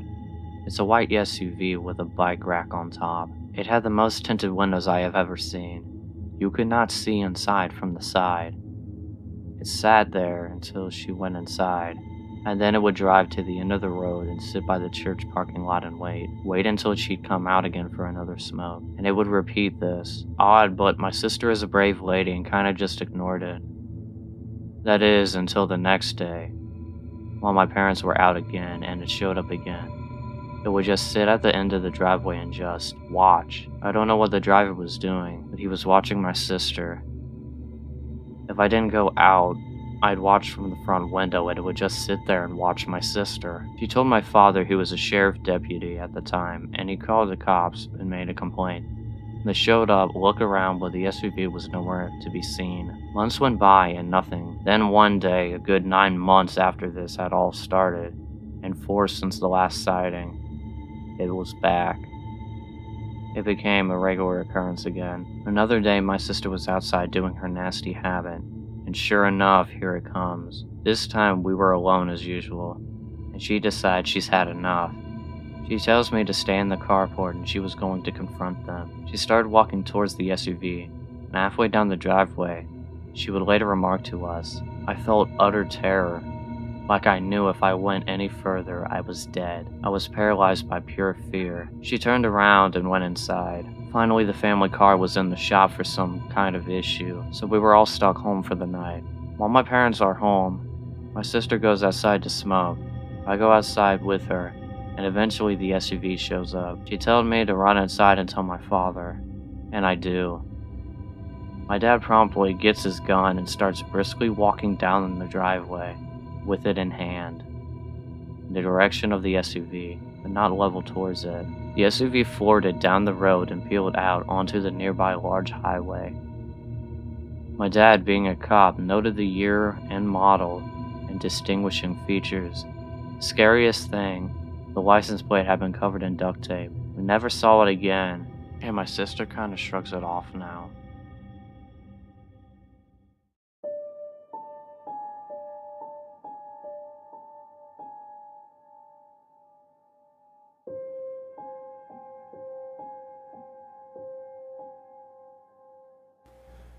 I heard my dead name called from the woods.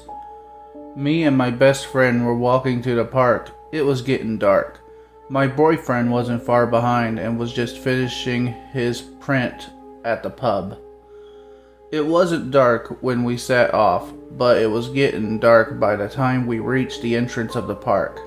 Our plan was just sit down and chill.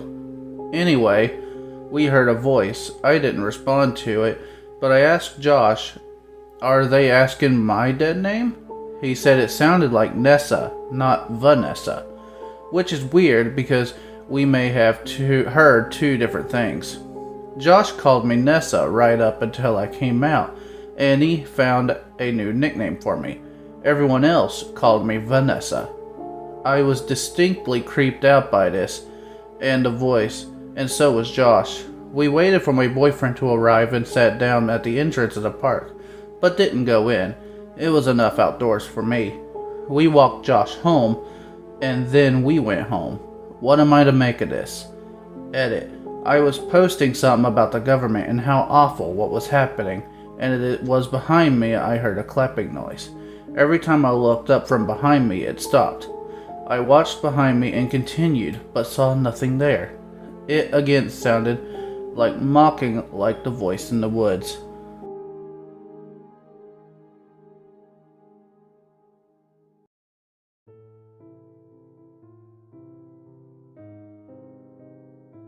So today, about 4 p.m., we get a random knock at our door. At first we dismissed it because it sounded like it was coming from my kitchen, and nobody in the building comes to that door. when we ever have interacted with each other. After the second knock, whoever was knocking continued to knock 3 or 4 separate times. The kitchen door does not have a peephole, so we both decided that it would not be a good idea to open that door and see who it was. After the knocking stopped, we waited for somebody to come to our main door, but no dice. When nobody came to our main entrance, I decided to grab my pistol and wait to see if anything else would happen. Nothing else happened. Was I overreacting? My biggest fear was somebody getting into our building and was scouting the place out to see if who would open and who wouldn't. I got a bad feeling because literally nobody who lives here uses that door to knock. Also, after whoever knocked, I went by the door to wait for somebody to verbalize what they wanted, and nobody said anything.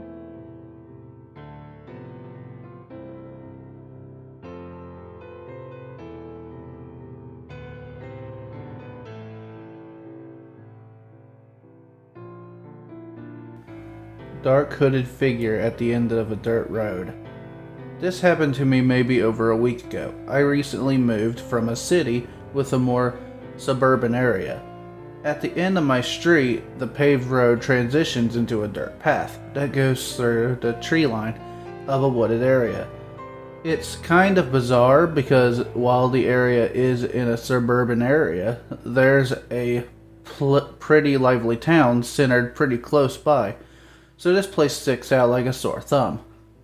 During the day, it honestly just looks like a street ends where some trees start, but it is a fully functioning road. At night, it looks like a wall of black.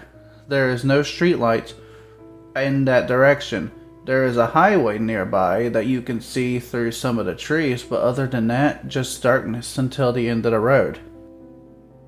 This is where I bring my dog to do his business. Now, in the city, taking the dog out at night was never particularly creepy. You get some weirdos out at late hours, but for the most part, it's lit up well enough, and there's always noises. Apartment buildings had lights on. This is a complete 180 from that complete and total darkness. There are signs all over the property that discourage tenants at my new place from taking their dogs out on the grounds. That doesn't stop people anyway, but I listen because I'm a new tenant and don't want to get on the wrong foot of my landlord. So I take him through the pitch black forest path at night. Most nights you can hear the occasional rustling. Sometimes my dog likes to perk up like he sees or smells something in the bushes, but it's business as usual. One night I take him out to a little later than usual. I'm not worried. I haven't run into anyone during all my night walks and my dog, and I thought it would be no different this time. We get walking down the path, and at the end of the road there was a silhouette. I get a little weirded out. I can't make out any physical features other than them wearing a dark clothing and a hood. My dog perks up at the sight of this person, and we wait in the path, completely surrounded by trees and bushes. Paranoia starts to get the better of me. This is a perfect setting for an ambush. I don't know who or what could be in these bushes while I am distracted by the first person I have seen on this road. The other strange thing was that they seemed to be like they weren't moving, like at all. They were positioned at the end of the road, just looking in on me and my dog. My instincts start to kick in, and at this point, I truly did not feel safe, and I booked it with my dog running back to the direction that we came, looking back to see if we were being followed until we got back to my street. As we were rounding the corner towards my building, I saw the silhouette again coming out of the darkness and onto the street. I didn't want to stick around and see what they were up to. In reality, they were probably just as spooked as I was, and just wanted out as fast as possible too. Who knows? Anyway, just a dumb little encounter I had that sort of creeped me out.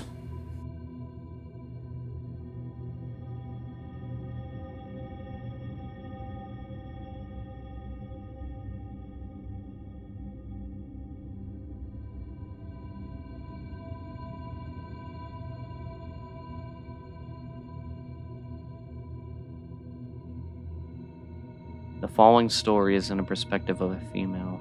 So today I went to the grocery store and was minding my own business when some normal-looking dude stopped by to say hi. I said hello, thinking he was just trying to sell me something, to which he replied, "I just think you're really pretty, so I wanted to say hi." I nervously giggled and said thanks and walked away. I could feel him staring, so I went down an aisle, and he was following me super slowly. I went to the self-checkout and looked around, but he wasn't there, so I thought nothing of it. When I exited the store, I had to walk by one of their entrance doors that was locked, and there he was, standing on the other side of the glass just staring at me. It was super creepy. He just stared at me while I left, and he was so close to the glass. I didn't look up, and I saw his shirt and got super freaked out. I walked away a bit and then started running. I had walked to the store. I called my husband walking back and didn't see him or any other cars following me. I didn't think I am an attractive person, and I never even got hit on, so it was super strange. My husband went back to the store to see if he was still there,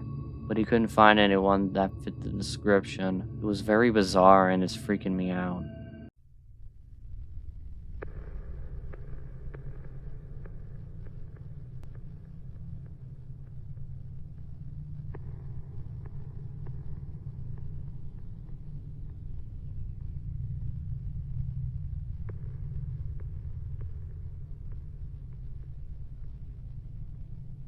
This is actually my stepmom and her best friend's story. I have my own, but I'm so hesitant to drag some of them up. I'm hoping telling someone else's will open me up a little bit more. My stepmom didn't like us much, but she told my sister and I this experience growing up to scare us out of being stupid. It was our family's stranger danger story.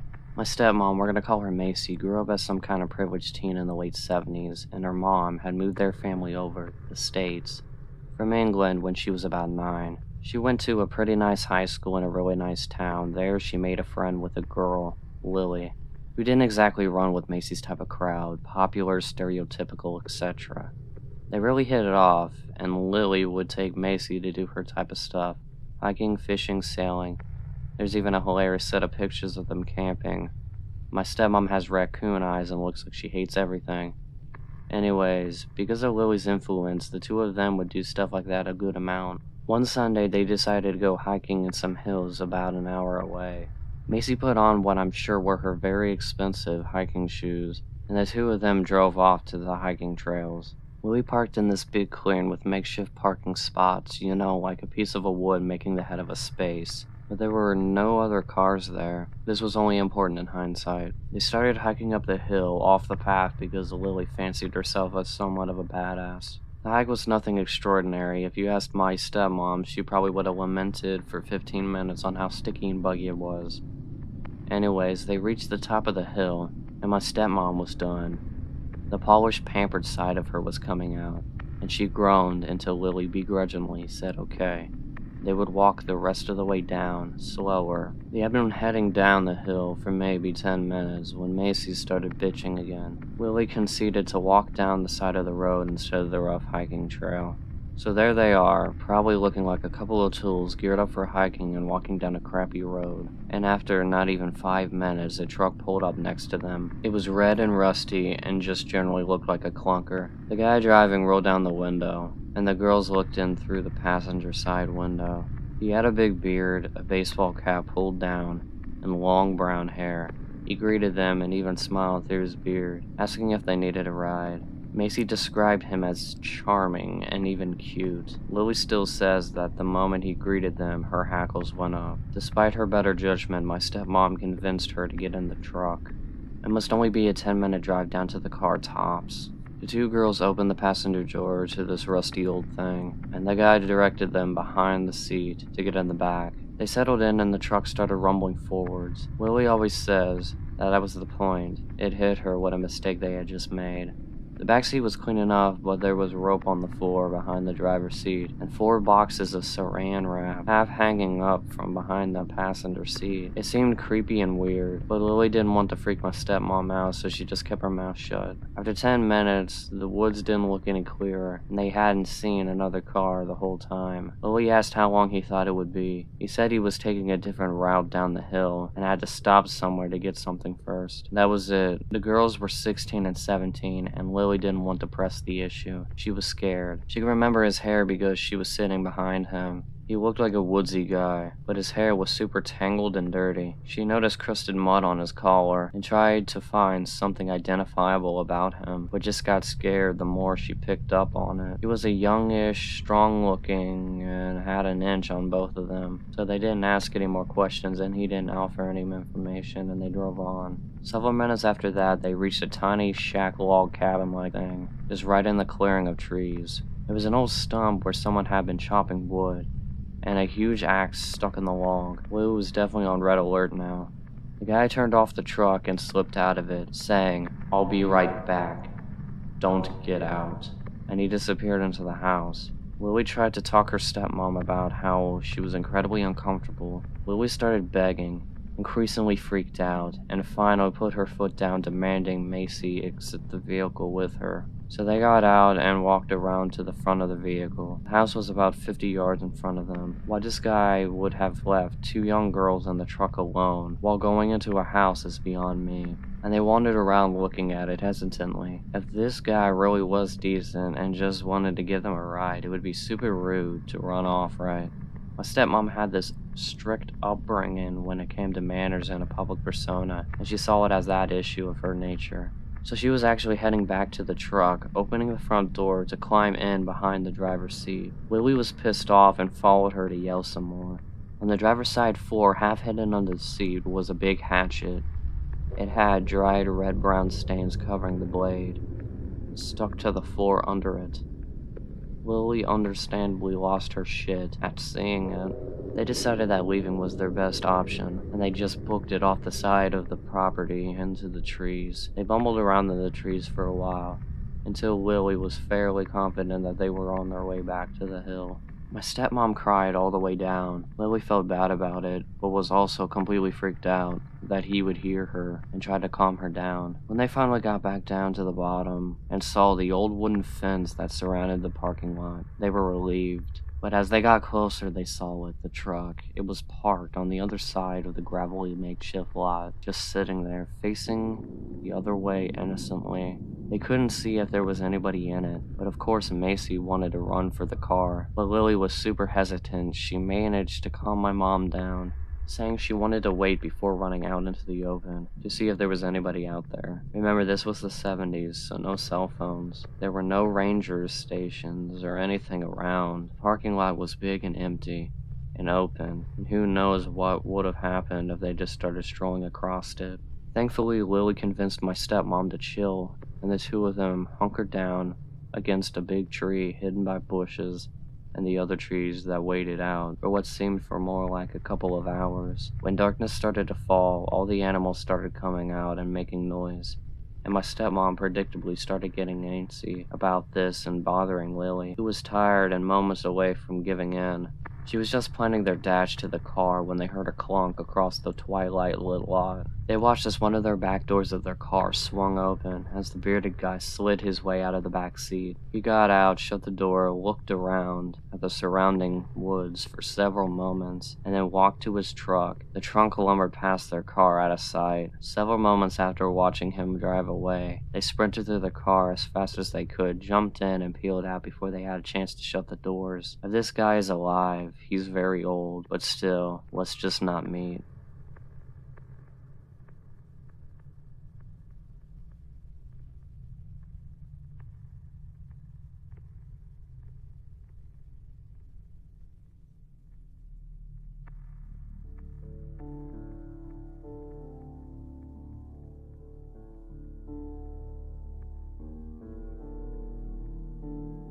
I left around 8 p.m. to go to a smoke shop.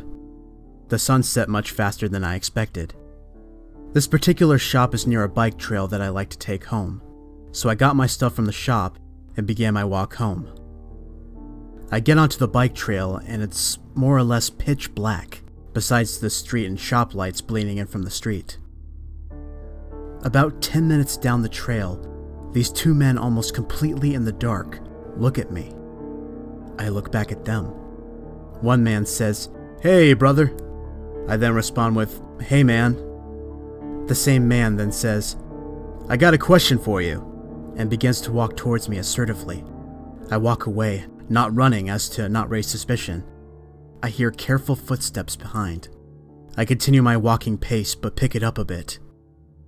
Once I'm pretty sure I've made some distance, I look over my shoulder. I see 2 flashlights dash into the brush, seemingly trying not to be seen.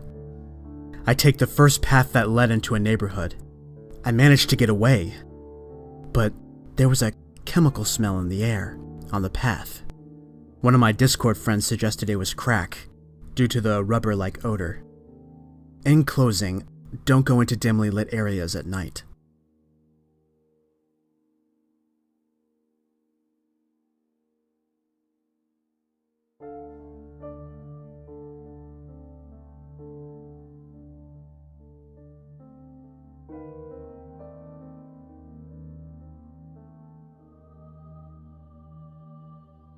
The one thing I learned that weekend was to never stay up past 3 a.m. at a Canadian cottage next to a forest and a haunted lake. When I was 13, I had this friend named Veronica. We both were obsessed with scary stories and legends. One weekend, she invited me to stay at her cottage. We had lots of fun during the day. We went swimming, hiking, kayaking, and played video games. When it got dark, we decided to try and stay up all night. But first, we wanted to see if the Canadian legend of the Wendigo was true. We waited for it to get darker, and then we told her 16-year-old sister that we were going to go to the forest to see if the Wendigo legend was true. Her sister believed in this kind of stuff, but was too scared to see if it was actually real. She called us insane and said it was a horrible idea, but nevertheless, I grabbed the flashlight and my friend's hand, and we ran to the woods. The legend says to summon the Wendigo, you must whistle in a Canadian forest at night. Unfortunately for me, I didn't know how to whistle, so Veronica had to be the one to do it. She did, and then we stood there, as quiet as we could be. 5 seconds go by, 10 seconds. We were about to calmly walk out of the forest, but then we heard a twig snap. The snap was followed by a noise that sounded like a moose mixed with a human groan. We ran back to the cottage as fast as we could. We didn't tell her sister anything. We just went straight to the room we were staying in. We were bored, so she told me about a legend that was going around the neighborhood. The legend claimed that if you go to the lake at 3 a.m. and tap your foot in the water 3 times, something will try to pull you down into the water. If there's no one to help you, you're doomed. For some reason, we decided that we would try it. We snuck into the kitchen when everyone was asleep to get some ice cream and coffee in order not to fall asleep. Eventually 3 a.m. arrived. We did what the legend said, but I only felt something touch my foot. After that, we thought the rest of the night was going to be normal. But boy, were we wrong. We changed our minds about not sleeping at all and got ready for bed. We were too scared to turn the lights off, so we just turned them down. But maybe it would have been less scary with them off. About an hour later, I still couldn't sleep. I turned to Veronica and opened my eyes. Hers were wide open. I asked her what's wrong, but all she said was, "Don't look in the corner." But I did. I saw a tall black figure standing there. I looked back at Veronica. She asked, "Is it gone?" We both looked back at the corner. It was gone. "Looks like it," I said. We didn't get any sleep that night. The worst thing was that we had to stay there another night.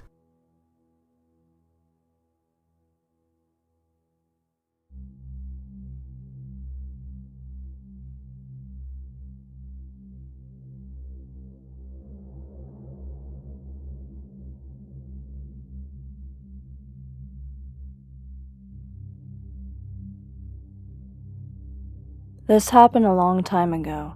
I was around 10 and my brother was 12. We lived with my father at the time, who was very neglectful and both mentally and emotionally abusive. He would leave my brother and I in a tiny one-bedroom apartment for weeks on end without visiting or leaving much for us to survive. On this one particular night, my father comes to the apartment my brother and I lived in very late, around 11 p.m. We'd been expecting him to arrive as he typically would come at this specific time, if at all. To avoid him, we made sure to be in bed, lights off. The apartment we lived in, shaped like a letter U, first came the entryway, then the living room, dining room, and lastly a small corridor that led to the bathroom and a single bedroom, the bedroom being on the side of the wall of the entryway. When our father arrived home, I was wide awake and I listened intensely. He set a few bags down, placed his jacket on the living room couch, and entered the bathroom, which was located directly next to the bedroom where me and my brother slept. I heard him shut the door, do his business, turn on the bathroom faucet, and turn it off. There was an extremely long silence after that. Then something happened that I still cannot explain. I heard my father enter the apartment again. He did the same sequence of events over again. Now I could see the lights of the bathroom under the bedroom door as a result of them being next to one another. My brother and I turned all the lights of the apartment off before going to bed, and so I knew with absolute certainty my ears were not deceiving me. The bathroom light was still on from the first version of my father, entering the apartment and doing his business. The second version of my father seemed to not take notice. Eventually, the second version of my father left the bathroom, turned off the lights, and left the apartment. My brother and I immediately reached for one another to confirm that the other was awake, and that, in fact, was not a dream. To this day, I still have no idea what this was, and we don't talk about it.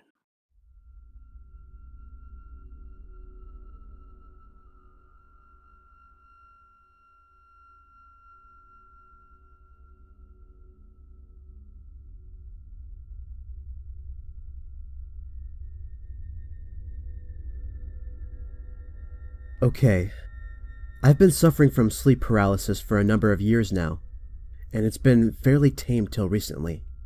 Shortly after my dad's death, who died early September, it's changed. It became far more vivid and terrifying. I am aware that stress, anxiety, and grief can all be factors in triggering or enhancing the problem. I always know when it's coming. I sleep on my side and a low pressure starts from my shoulder down to my chest. Usually it would be the odd moving shadow or a loud bang, or a whispering kind of voice would follow that. Scary, but not terrifying, and I kind of got used to it after a while. Recently it's gotten really bad. The first time it changed, I'm lying on my side, looking out across my room. The normal pressure on the side starts. I glance over to the center of the room, and there was something crouched there as I try to make out any distinctive features. It bolts and dives under my bed. All I know is it moved on all fours and looked humanoid. One time, a withered hand appeared and violently tried to grasp at my face. Another time I saw nothing, but heard a low female whispery voice behind me, saying, "You're not gonna make it," and giggling. Then came the most recent ones. This was a month ago. I got home from a busy day at work and lied down, as I did before. That same pressure. I wasn't exactly in the mood for this. I just wanted to rest and not see terrifying stuff, so I kind of struggled against it, trying to force myself awake. Big mistake, because it just made it a lot worse. I looked up into the center of my room, and there it was. It was tall, thin, shoulder-length hair, gaunt with blood-red skin, and its eyes had this weird, luminous look to them, like a light as it's slowly going out. I could tell it was female by the build of its body, but I could be wrong. But this thing was angry. It started walking towards me, shaking its head while doing so, rapidly, that it became impossible to tell if it still had 2 eyes or 4. It was screaming in anger at me. It sounded like a cat being tortured. The dream ended when it reached me. The most recent time was this week. A couple days ago, I crashed out. I had multiple hands reaching for my face this time, and that same female voice appeared at the same time, almost in a dismissive, almost mocking way. I've had many people carve my name in their chest. I have zero idea what that means. Trust me, I've looked. Turns out if this isn't my mind trying to mess with me, then the red lady creature likes being cryptic about who she is. If anyone has come across that in folklore or just in general, I would like to know. I'm pretty sure it's stress related, but I'd be interested to know if there's anything else to it. Like maybe I've read something somewhere and forgotten. Thank you.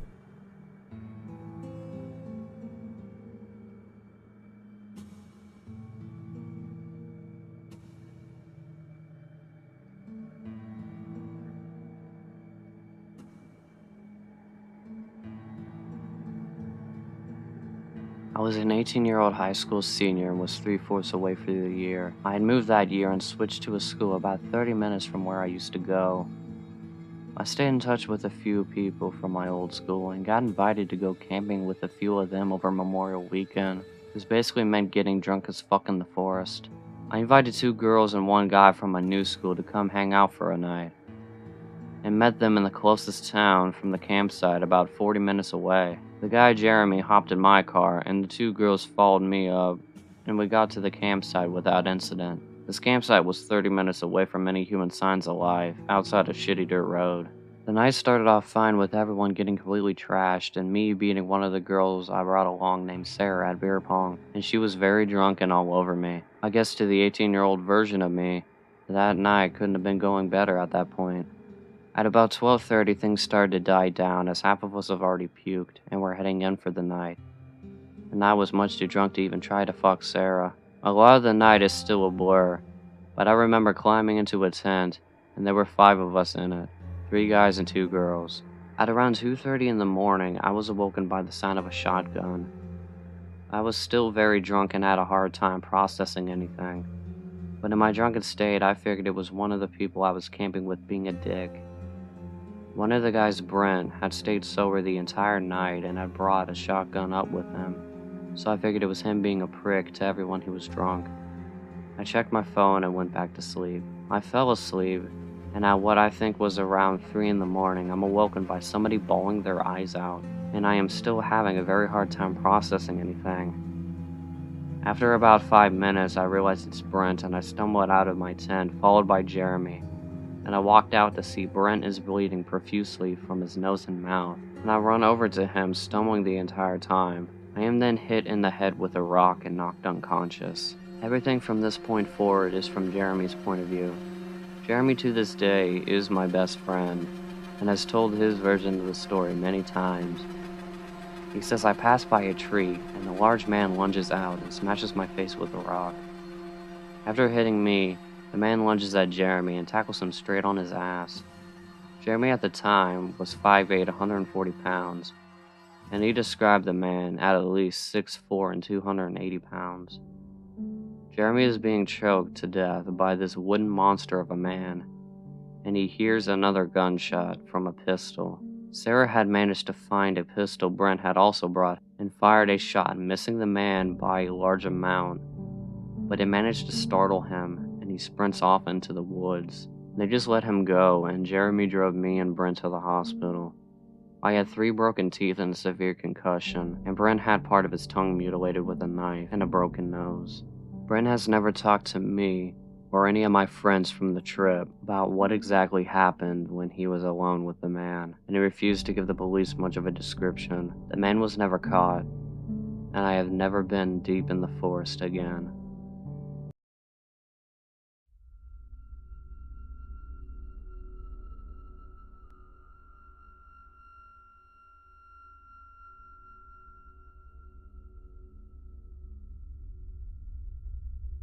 I am an amateur rock hunting adventurer from Oklahoma.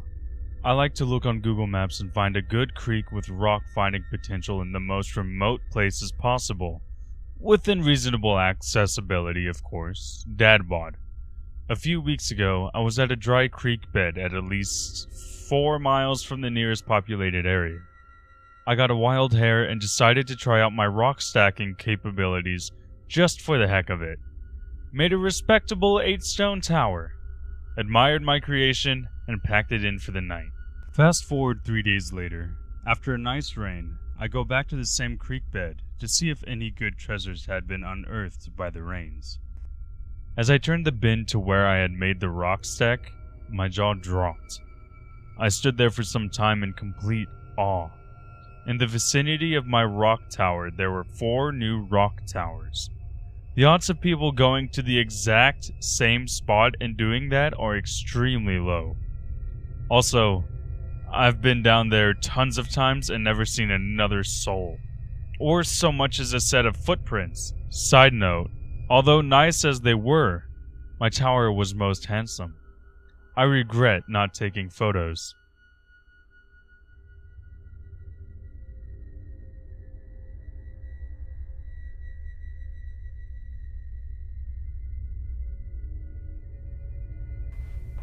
This just happened about 20 minutes ago. I just moved back with my parents, divorce, and they live sort of in the woods, away from the main roads. My old house that I just moved from was in the next town over and on a main road, so if you called the cops, they could be there in 2 seconds. Here, it takes a little bit sometimes. So I'm having my coffee on the couch. My daughter is playing on the floor. We are the only ones home right now.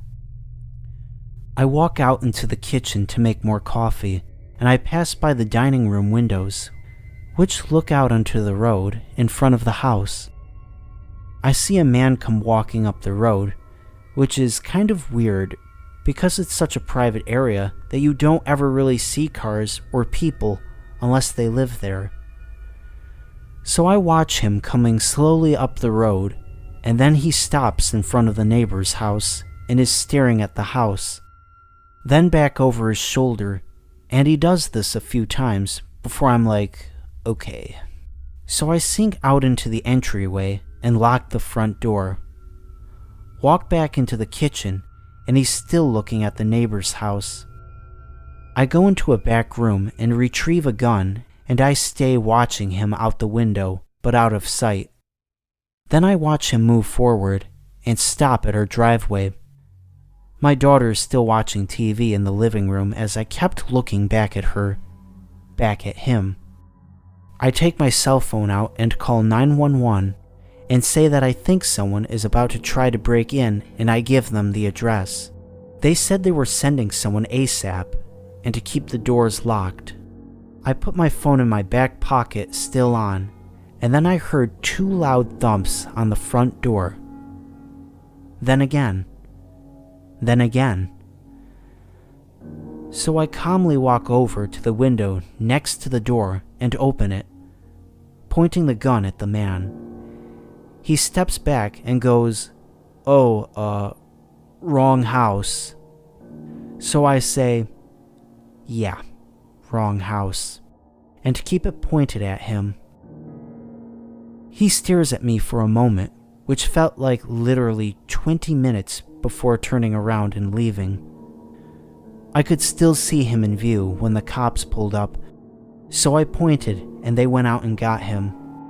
They said they found a lot of drugs on him and 2 knives in his pocket, along with some money, so he was probably up to no good.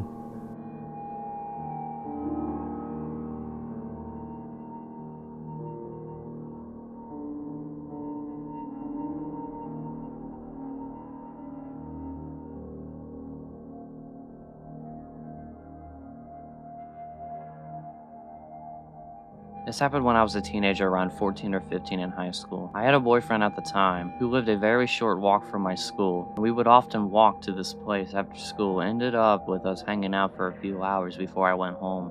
Because we took the same route so often, I knew all the houses and landmarks on the way. In January, I lived in the north, so the winter was pretty cool and snowy. My boyfriend and I started to notice that a car that had been parked in the same spot for a while, We thought nothing of it at the time. Maybe the car had died in the cold, and whoever owned it couldn't afford to repair it. But as spring came and the snow melted, the car was still there, parked in the same spot at the end of my boyfriend's street. We passed it almost every day, as we would walk there for after school, and as the days grew warmer, a rotten stench started to rise from the car. I joked to my boyfriend, I bet there's a body in the trunk, and we laughed it off, but we were curious now, so one day we peered inside the car window as we passed.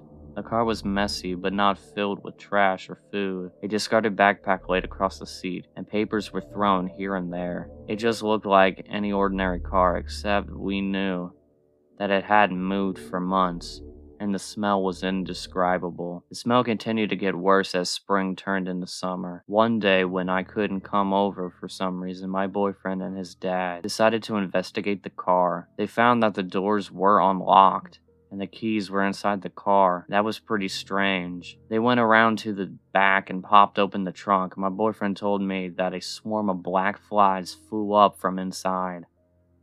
The smell was definitely coming from the trunk. Inside were a bunch of black garbage bags. My boyfriend and his dad called the cops at this point. The cops later told us that inside of those bags was rotting meat, cut into pieces. First pieces of the meat they tested belonged to a pig. But a few weeks later, my boyfriend's dad got another call. Under the pig meat was bones of a human child. Whoever left the car sitting unlocked with the keys inside was obviously hoping the car would be stolen. It still gives me shivers.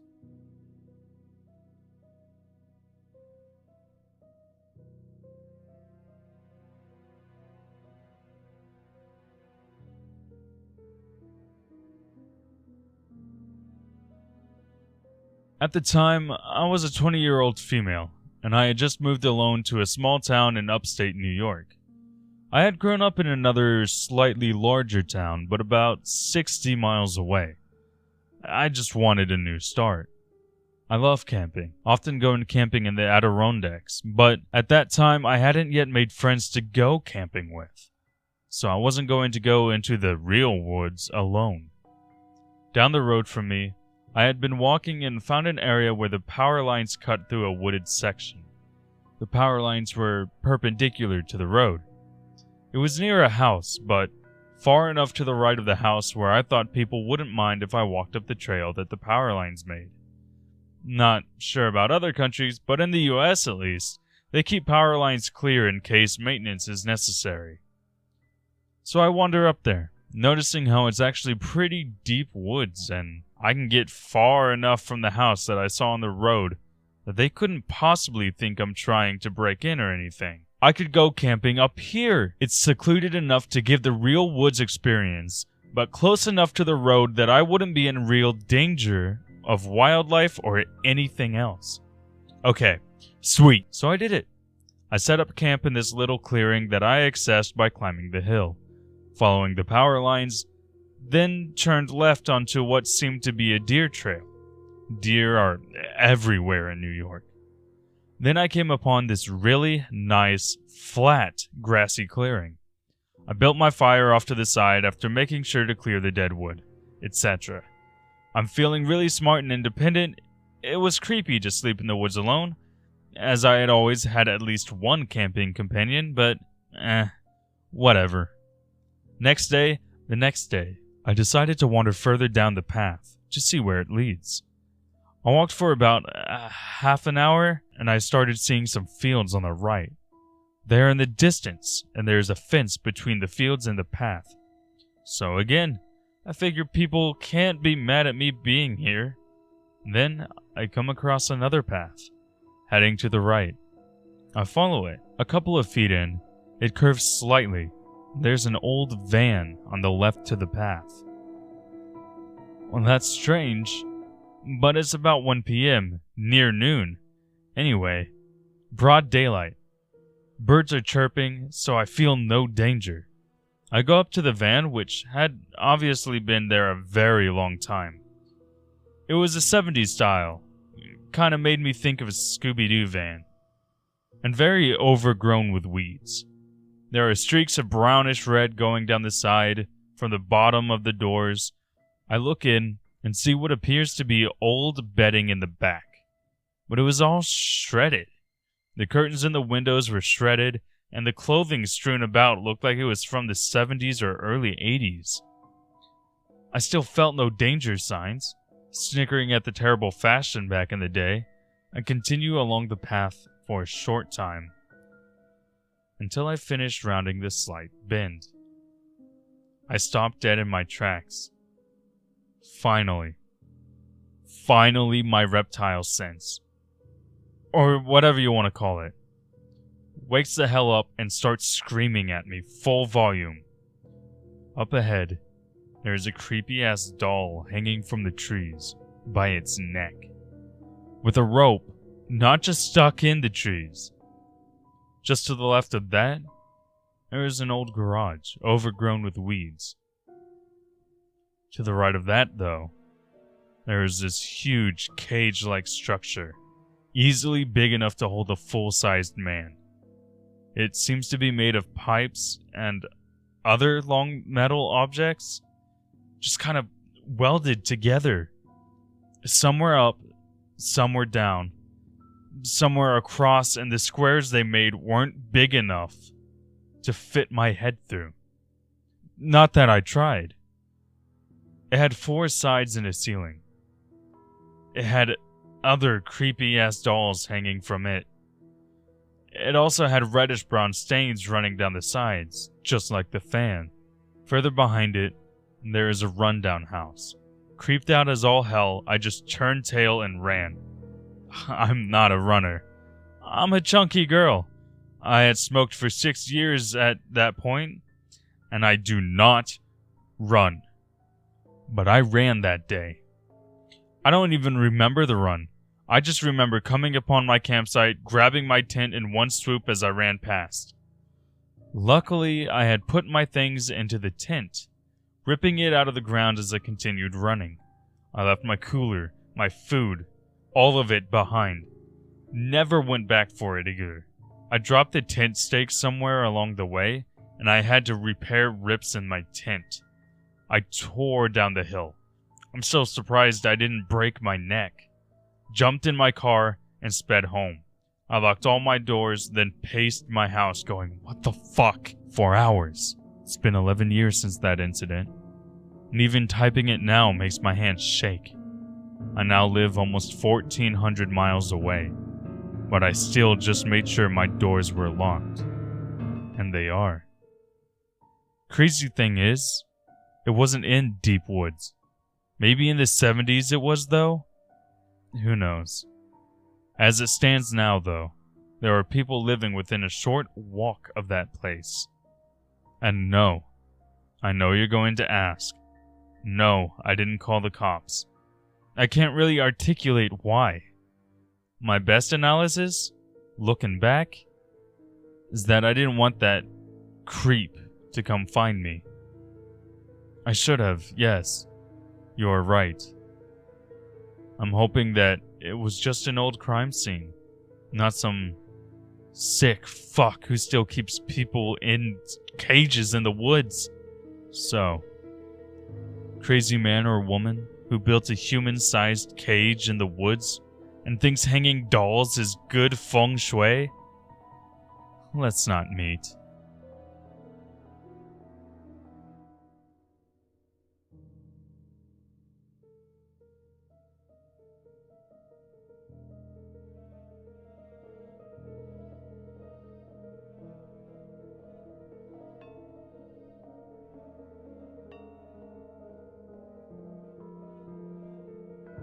This is my second post to this subreddit.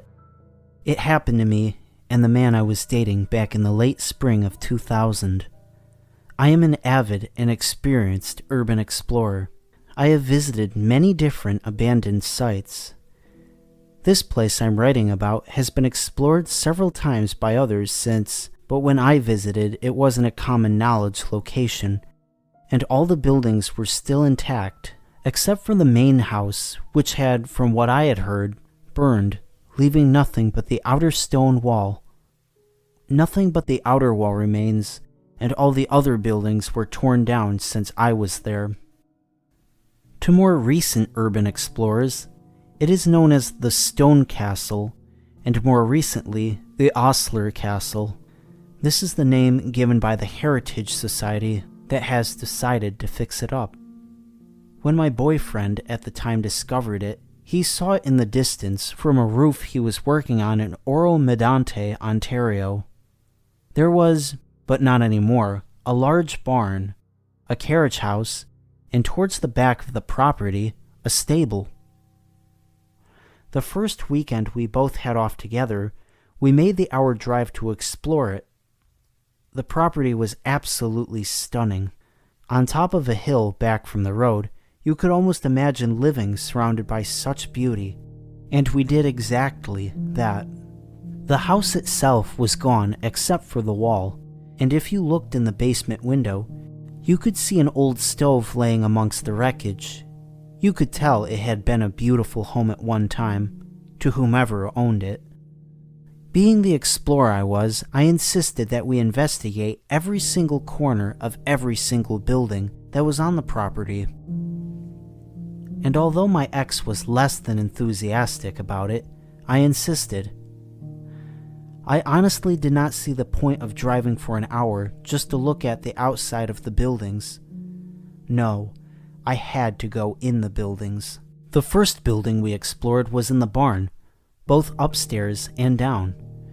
Down in the basement of the barn is where things went from wow to holy shit really fast.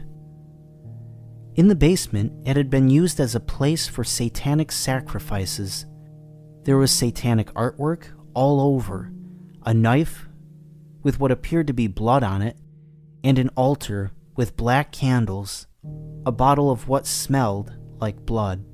The most disturbing piece was that whatever satanic group was using it, they had built a makeshift cage out of the silo with chains inside and everything.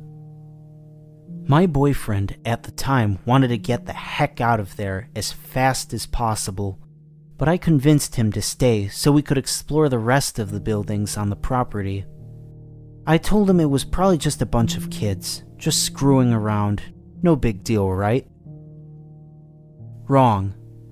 Our next stop was the stables at the back of the property, and honestly, I was so caught up in my love for exploring that he would not have been able to persuade me to leave without going in every single building, no matter what. I opened the door into the stable and the smell hit me. Rotting flesh. And the entire room was littered with animal corpses. Dogs, cats, rabbits, even coyotes and foxes. They had been horribly mutilated. It was absolutely the worst thing I have ever laid my eyes on. As soon as my boyfriend saw that, he grabbed me and said that we were leaving right at that moment. And that killing animals is not stupid kids doing stupid things. This is some serious shit. So we started to leave, but there was one more building I wanted to check on the way out of the carriage house.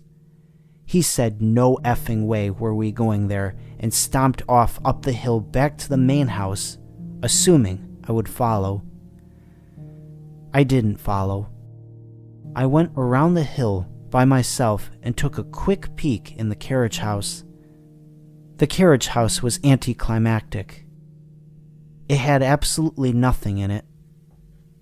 It's actually a good thing that I snuck off like I did, because if I hadn't, we wouldn't have seen them coming.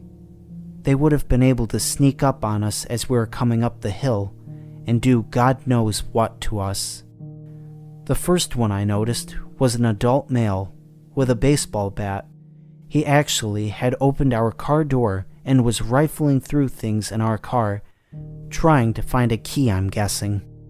There were about 8 people in total in the group, ranging from adults, I would say in about their 30s, to teens, and children no more than 12 or 13. They all had weapons, golf clubs, sticks, a cane, and baseball bats.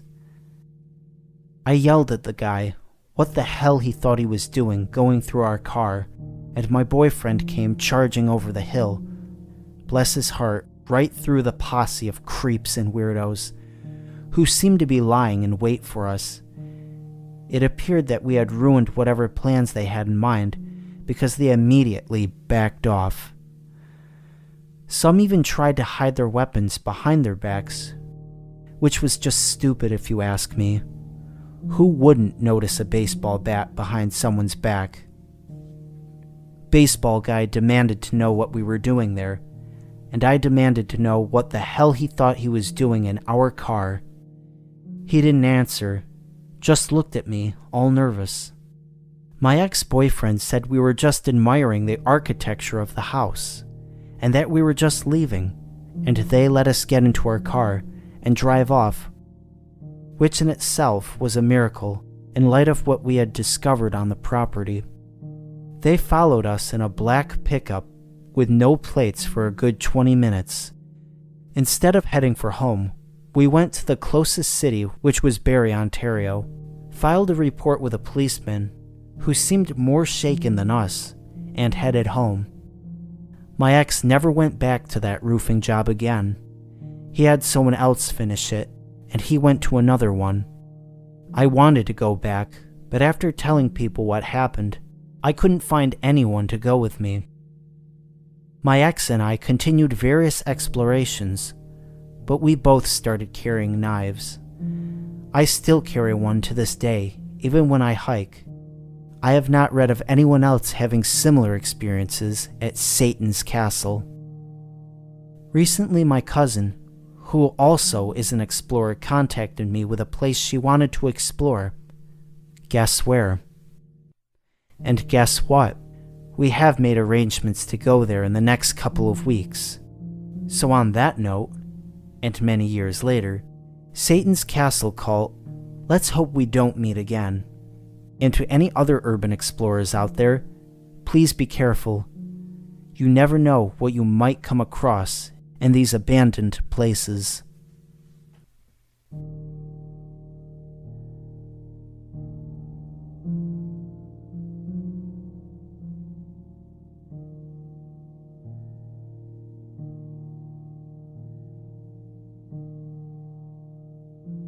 I was about 15 minutes away from finishing the night shift at work, and there was a massive crash on one of the windows in the office. So I get up and go check it out. Someone has thrown quite a sizable rock through one of the windows on the front of the building. This is made especially weird because I'm working in the industrial district at 11:30 at night with none of the other businesses open. I get back to my desk and put a quick call to security to let them know, and I decide to go home. As I'm leaving the building, I'm freaking myself out about it more and more, and end up running to my car, hopping in and taking off. I'm almost home and I've started to calm down a bit when I realized I didn't unlock my car before I got in. It had been unlocked the whole time. I do a quick check with my hand in the back seat for any possible murderers that might have been hanging around, but there's nothing there. Fast forward 30 minutes. I've called a friend of mine and he's out drinking, so I decide to join him. I jump on my bike and start riding over. I'm doodling along the road on my bike. It's a nice night and I'm in no big rush, just enjoying the moonlight. When I hear somebody riding behind me, I straighten up and stick to one side of the road. He passes me real slowly. When he's right beside me, he shoots me a smile,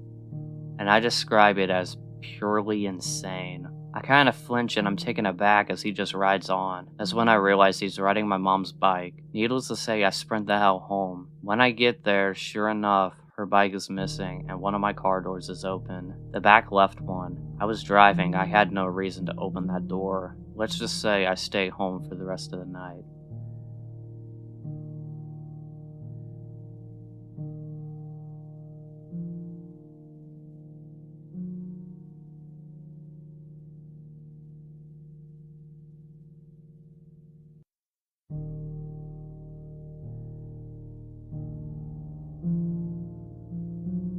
I was 10 years old when this account happened, in the fall of grade 5. My mother, sister, and I were visiting my aunt and uncle and their 2 sons in Kansas while on break from school. My family is from Gyeongju, South Korea, but my father is African American, so we grew up in both cultures and speak English fluently, so it wasn't hard traveling and interacting with others. My aunt is a devoted Christian and really loved bringing us to church with her and a family friend, Sandra. Now, I'm not against going to church, but I don't believe in a set God. Don't attack me. I do, however, believe in a higher power and spent a good portion of my time at a Buddhist temple where my maternal grandfather is one of the head monks and tomb keeper. So despite being more spiritually inclined, I would get up early and put on my Sunday best and would stumble out the door, jet-lagged, to make it to the service on time. The services always started normally. Greet thy neighbors, welcome the guest, singing, and eventually the preacher would come out and read through scripture. There were times prayers for those in the community would happen, or people coming to be saved in the form of baptism. My family normally sat in what my aunt called the best pew in the house, but we didn't sit in that pew alone. There was a man that sat between our family and another family of 3. This man, between the families, was a killer. A killer in the pews. Now I know what you must be thinking. How do I know he was a killer, right? Well, hold on, and I'll tell you what I know.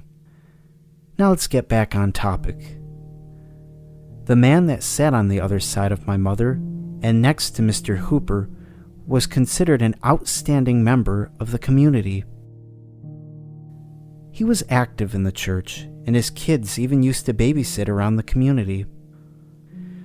All in all, he seemed just like the typical American family man. He was odd, though. Something about his mannerisms threw my family for a loop. This man used to lean over toward my mother to the point his head was almost on her shoulder, and he would take a deep inhale. And my mother would lean away towards me, almost crushing me, and promptly would ask the man, "Can I help you with something?" He smiled and just laughed a bit and shook his head. "No, just a bit," and muttered an apology for making us uncomfortable. He started, "You just smell familiar."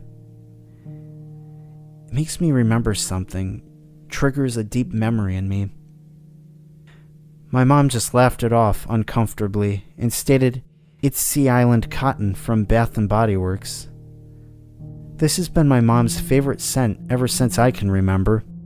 It's her signature, and if you've ever smelled it, you would know just how fresh and clean the perfume is. So maybe he just was drawn in subconsciously, closer like a moth to a flame. But as time progressed and service after service passed, he continued his sniffing ministrations. My mom eventually had enough. This man was creepy and couldn't take the hint to back off. We jumped ship and moved pews the next service to an area more towards the back. That should have been the end of it, but it wasn't. The man must have thought man overboard because he jumped ship and maneuvered through the worshippers to, you guessed it, sit right next to us. This cycle continued right up until we boarded our plane to go home. However, the story doesn't end here. Remember I mentioned the family friend, Sandra? Well, Sandra was a dental hygienist, and she had a neighbor who was also one of her patients and was found murdered in her own home. I will not be disclosing her name out of respect for her family and friends. But this woman, may she rest in peace, was found bound with rope and a plastic bag over her head. It was apparent she had been tortured brutally before she passed. Not long after the discovery, another body was discovered in yet again their own home, and mocking letters started being sent into the local PD station.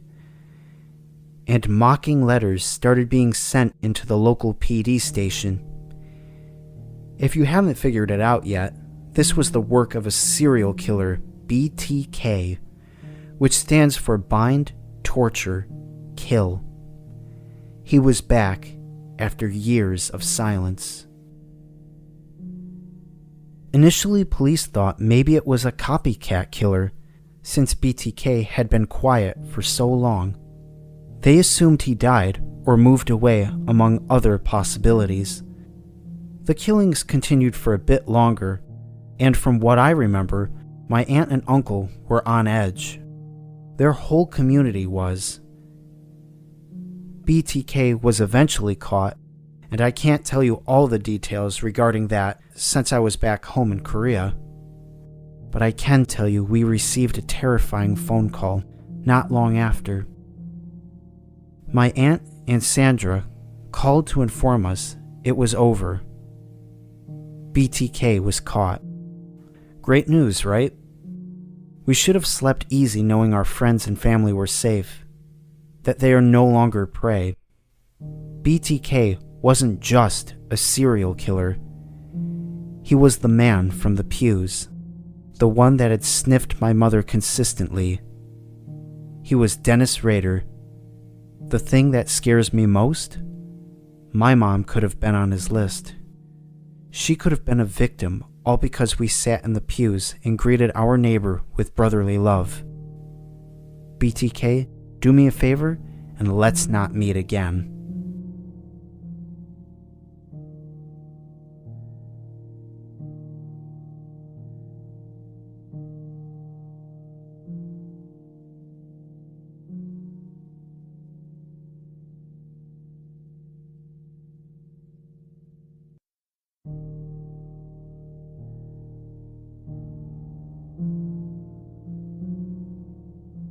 This happened a few years ago, when I was 21. I'm 24 now. For a bit of background, I was house sharing in a unit with my fiance and a housemate. I was unemployed, but the housemate and fiance both had jobs. I'm also a female. This particular day was extremely hot, middle of summer in Australia. Housemate was at work and fiance had a day off. Our house didn't have AC, so the fiancé decided he wants to go for a swim to beat the heat. He and his best mate take the car for a drive down to the Weir. I kinda damn that people swim in. That was about an hour ago. I'm not a big swimmer, so I decided to stay back at the house and enjoy having the place to myself. We did smoke weed. It's illegal in Australia, so to occupy myself, I decided to cook up a big bowl of pasta, smoke myself stupid, and pass out watching Netflix. When I woke up, it was what I refer to as the Twilight Zone. That part of the day when the sun has started going down, so it's getting dark, but the streetlights haven't turned on yet. All the lights in the house were off because it was daytime when I fell asleep, and the only light source I had was the Netflix loading screen because my movie had also finished.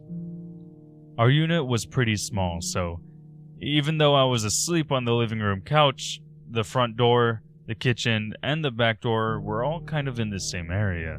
I opened my eyes to look at the TV. I stretched and looked towards the back door, which is when I noticed there was someone standing there. Door open, standing just inside my living room.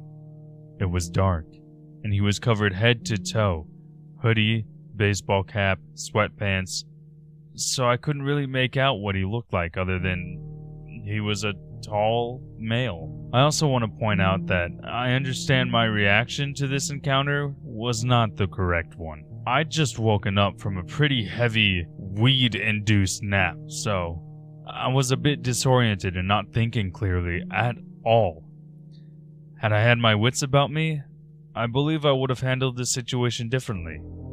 And I have a great appreciation for whatever guardian angel was watching over me that night. But anyway, there's a guy standing at my back door. Now, I guess at first I didn't realize he wasn't supposed to be there. My fiance was supposed to have his friend come over to drop something off when he finished work at 9. So at first I assumed it was my fiance's friend. Maybe he finished work early. So I said, "Oi, Mitch! Is that you?" To which this guy just replied, "Yeah." We also lived with 4 cats at the time, 2 of which were really young and weren't allowed outside. Everyone who visited our house knew this. Don't let the cats outside. And this guy, standing at the back door with it open, lets all the cats out. So I say, "Well, what the hell are you doing?" in reference to the cats. And he replied with, "Oh, I'm just standing outside having a smoke." At this point, I've realized his voice doesn't really sound like Mitch. So I'm kinda looking at him, seeing if I can see his face, which I can't. He then realizes I'm sussing him out and legs it across the backyard. Now I've realized that this person is a stranger, probably wanted to break in, and started freaking out. I rounded up the cats from the backyard, scurried across the house, locking all the doors and windows, and then called my housemate and fiance. We did contemplate calling the police, but decided not to because of the weed, and I didn't really see what the guy looked like. So instead, we decided to make a Facebook post. We were part of a kind of neighborhood watch group on Facebook, and we just posted in there to let others know of what happened and to be on the lookout. Keep doors locked, etc. And a lady commented on our post. Turns out she lived directly across the road from us and had an encounter with this guy just before he hopped our fence. Apparently she was getting her young daughter ready to go get some dinner, put her in the car, and when she opened her garage door, he was standing at the end of her driveway. She tried to shut the garage door, and he charged at her, ducked underneath the garage door, at which point she's locked herself inside her car. He's inside her garage, yelling, banging on her car windows, running around her car, and he does this for a couple minutes before running back underneath the garage door and across the street, where we assumed he's jumped our back fence. I believe she did call the police and gave them a statement, but I'm not sure if anything ever came of it, or if they ever caught the guy. Our area is pretty well known for drugs, so I think he was probably high, or something. And the fact that I confused him for Mitch saved my ass, because Mitch could have been around somewhere. I'm not too sure. But I now religiously lock my doors before I go to sleep, even if it's just a nap during the day, which I should have been doing before, but it's better late than never, I guess.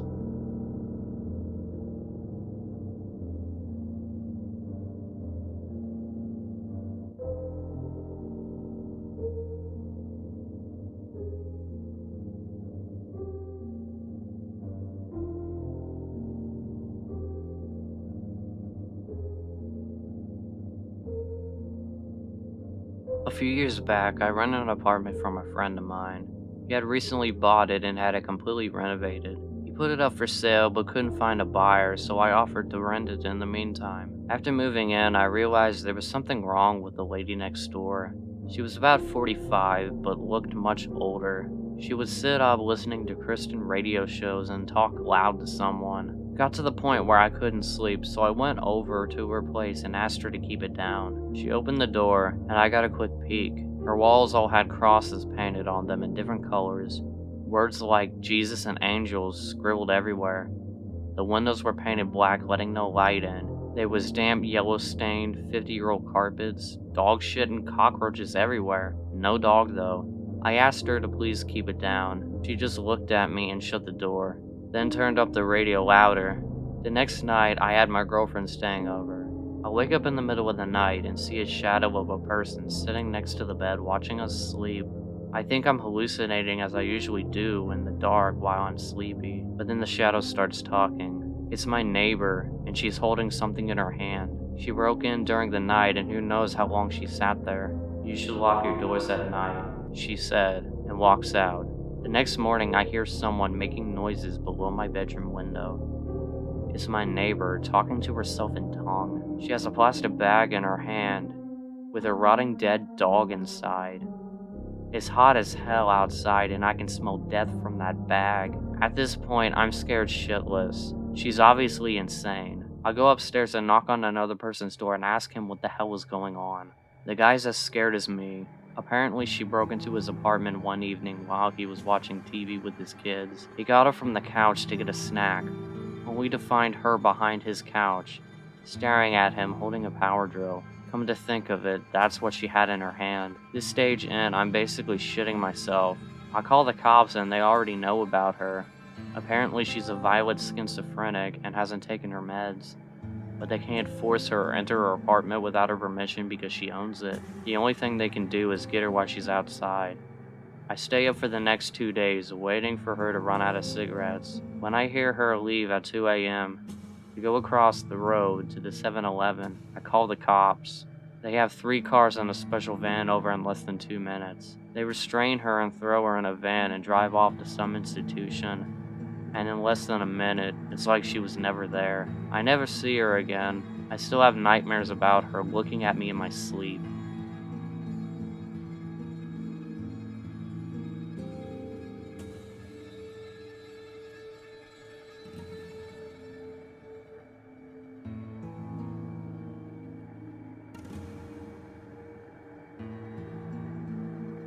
So this was told to me by an old friend named Nikki numerous times as a kid growing up, as one of those life advice stories to keep in mind through the years. And to her credit, I have never forgotten it. Whenever anything associated with hitchhiking comes up, it always springs to my mind and probably always will. Makes me a little bit ill whenever I think about it, actually. So Nikki, who grew up at the same time as my dad, so this was about the late 80s, I believe, was a young woman in her mid-20s. She's one of those real kind-hearted souls, always willing to help another out in the time of need, you know. And I can't imagine her being anything else when she was young, so I can totally see her doing this. So she was driving into the city, about a 2-hour or so drive from out of town. She saw a man walking down the side of the road. As she neared, he turned and in typical hitchhiker manner, stuck out the old arm and thumb. Nikki, bless her heart, pulled over and asked him if he needed any help. She told me that he was really polite, if not a bit shy, when he asked for a lift into the city.